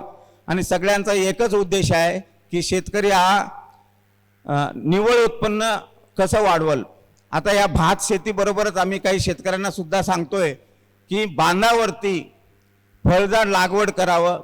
जिथं भात शेती आहे त्या ठिकाणी बांधावरती तुरीची लागवड सुद्धा करावी की जेणेकरून आपलं प्रति एकरी निव्वळ उत्पन्न कसं वाढेल हे प्रयत्न आपण सगळ्यांनी करावं. आणि आपल्या ह्या सगळ्या योजना शेतकरी बांधवापर्यंत पोहोचवण्यासाठी आम्ही वेगवेगळ्या माध्यमातून कृषी विभागामार्फत आम्ही तुमच्याकडं नेहमी आमचे कृषी सहाय्यक आपल्याकडे येत असतात. त्यांच्याशी संपर्कात राहा आणि आपला खर्च कसा कमी करता येईल याकडे सगळ्यांनी आपण भाग घ्यावं. मला वाटतं की बराच वेळ झालेला आहे. आपण सगळे मला भूक लागलेली दिसते. भूक लागली का सगळ्यांना? त्याच्यामुळं आपण बी फार काय ऐकण्याच्या मनस्थितीत नाहीत. परंतु केंद्र शासन असो राज्य शासन असो शेतकऱ्यांचं जीवनमान उंचावण्यासाठी वेगवेगळ्या माध्यमातून प्रयत्न करत आहे. आपल्या केंद्र शासनामार्फत प्रत्येक शेतकऱ्यांना आपण 6,000 रुपये दिलं जातं आहे. त्याची सुद्धा नोंदणी, त्याची EKYC, त्याच्यानंतर त्याचं आधार सीडिंग वगैरे वेळेवर जर आपण केलं तर तो एक लाभ आपल्याला दिला वेळेत मिळेल. ह्याकडे सगळ्या लोकांनी लक्षात घ्यावं. आमच्या कृषी विभागामार्फत जे अपात्र शेतकरी आहेत त्यांना वेळोवेळी संपर्क करून आधार कार्ड अपडेट करणे, बँक लिंकिंग करणे, EKYC करणे, त्याचबरोबर राज्य शासनानं सुद्धा 6,000 रुपये एका शेतकऱ्याला असे जवळपास 12,000 रुपये दिलं जातं आहे. ह्या दोन्ही योजनेचा जे काही राहिलेले शेतकरी असतील त्यांनी लाभ घ्यावा. जवळपास भरपूर योजना आहेत की असं नाही की भात शेतीवाले आहेत ते इतर योजनेचा लाभ घेऊ शकत नाहीत का? लाभ घेऊ शकतात. MRGSमध्ये हॉर्टिकल्चर आहे, बांधावरती वृक्ष लागवड आहे, सगळ्या यांत्रिकरणाच्या स्कीमसुद्धा आपण शेतकऱ्यांना सगळ्यांना देऊ शकतो. जास्तीत जास्त शेतकऱ्यांनी ह्या योजनांचा लाभ घ्यावा. त्याचा एकच उद्देश आहे की आज ज्या काही समस्या शेतकऱ्यांना भेडसावत आहेत त्या समस्यामधनं आपण जर सोल्युशन काढायचं असेल तर आपल्याला यांत्रिकरणाशिवाय पर्याय नाही. सगळ्यांनी बाहेर स्टॉलसुद्धा वेगवेगळ्या कंपनीचे लावलेत त्याचा सुद्धा लाभ घ्यावा आणि आपलं आर्थिक उत्पन्न वाढवावं एवढीच अपेक्षा या ठिकाणी व्यक्त करतो. आणि हा ग्रीन टीव्ही किसान चौपालनी हा जो कार्यक्रम आयोजित केला आहे ह्याचा उद्देश एकच आहे की सगळे शेतकरी एकत्र यावं, चर्चा करावं आणि आपल्या समस्यावरती आपण सोल्युशन कसं काढता येईल हाच मुख्य उद्देश आहे. हा आपण साध्य करण्यामध्ये आपण सफल झालं. मी अधिक वेळ आपला घेत नाही. मी योजनेच्या अधिक माहितीसाठी आपणाला गावाला कृषी सहाय्यक आहे, तालुक्याला तालुका कृषी अधिकारी कार्यालय सुद्धा आहे, आपण इथं भेट देऊ शकता. आणि आमच्या कृषी विभागाची वेबसाईटसुद्धा आहे MAS.agri.nic.in म्हणून आहे. ह्या वेबसाईटवर जर आपण व्हिजिट केली किंवा आपण सगळ्या शेतकरी बांधवांना शेतकरी मासिकचे वर्गणीदार व्हावं. ऑगस्ट आणि सप्टेंबर ह्या 2 महिन्याचे जे मासिक आमच्या विभागामार्फत काढले जातात त्याच्यामध्ये वेगवेगळ्या योजनेची माहितीसुद्धा दिली जाते. कोण लाभ घेऊ शकतो, काय काय कागदपत्र लागतात, ते सगळ्यांनी लाभ घ्यावा एवढीच अपेक्षा व्यक्त करतो. मी आपला अधिक वेळ घेत नाही, मी इथंच थांबतो. जय हिंद, जय महाराष्ट्र. धन्यवाद. बहुत बहुत धन्यवाद सर. तो हम कार्यक्रम के आखिरी पड़ाव पे आते हैं. डीएसओ सर, आपसे निवेदन है स्टेज पे ही रहिएगा. मैं कुछ जो हमारे एक्सपर्ट्स हैं उनको स्टेज पे बुलाना चाहूंगी, जो हमारे स्पीकर्स रहे हैं. Shri Shankar Totewal sir, Shri Vinod Khadse sir, Shri doctor GR Shyam Kumar sir, miss Kalyani Auti ma'am, Dheeraj Kadam sir, Chandrashekhar sir, Vijay Iyer ji और अरविंद पनबुडे जी, साथ में मिस्टर रविंद्र जी. तो हम सर्टिफिकेट देंगे. मैं एक एक करके किसानों का नाम लूंगी, आपको आगे आना है और एक एक करके सर्टिफिकेट कलेक्ट करना है. सबसे पहले है श्री दिनेश सेंडे जी, श्री जीवन दास भरडे जी, श्री माधव श्रवण आदे जी, श्री प्रेम जीवन गवने जी हैं सिवनी से. अगले हैं श्री किशोर धारने जी, श्री सुनील बोरकर जी शिवनी से, सुरेंद्र साकारकर जी रामला से, श्री दत्ताश्रेय कावड़े जी, प्रकाश भोंडाले जी हैं किन्हीं से, ये भी ऑर्गेनिक खेती करते हैं. प्रेमल शाह तुलकी राम जी हैं उमरवाही से, विपिन पोरीडीवाल हैं पवन पार से चंद्रपुर से, जनार्दन गावड़े जी हैं किन्हीं से, फल की हॉर्टिकल्चर फार्मिंग करते हैं ये. श्री विक्रांत चिलबुले जी हैं, श्रीधर उइके जी हैं, सोनुले जी हैं मुरपार से, ये भी धान उत्पादन करते हैं. चंदू राम टेके जी, श्री प्रभाकर पोटीवाल जी हैं, श्री मनोज घोंगडे जी हैं, ये श्री बलदेव चहांदे जी हैं, श्री महेश कामडी जी, प्रवीण खांडेलकर जी, कुमार विपुल विनायक मानकर हैं, प्रिंस है, आदित्य है और प्रांजल है. तो इसी के साथ आज के कार्यक्रम में हमने बात किया है धान फसल प्रबंधन आधुनिक कृषि तकनीक पर चर्चा की है और हमने कोशिश किया है कि हम आपको उससे जुड़ी हुई जानकारी दे पाएं और उम्मीद है कि आपको हमारा आज का कार्यक्रम पसंद आया है. अगर अभी तक आपने ग्रीन टीवी का यूट्यूब चैनल सब्सक्राइब नहीं किया है तो तुरंत सब्सक्राइब कर सकते हैं, बेल आइकन भी प्रेस कर सकते हैं. साथ में धानुका का टोल फ्री नंबर है 1800-102-1022, न्यू हॉलैंड का टोल फ्री नंबर है 1800-419-0124 और एंड्रूस स्टील का टोल फ्री नंबर है 9028411222 और ग्रीन टीवी का व्हाट्सएप नंबर है 9953218363. तो फिलहाल के लिए आज के कार्यक्रम में बस इतना ही. मुझे दीजिए इजाजत. आप बने रहिए हमारे साथ और देखते रहिए ग्रीन टीवी. नमस्ते. देखिए ग्रीन टीवी यूट्यूब पर भी, बस सब्सक्राइब करें और बेल आइकन दबाएं.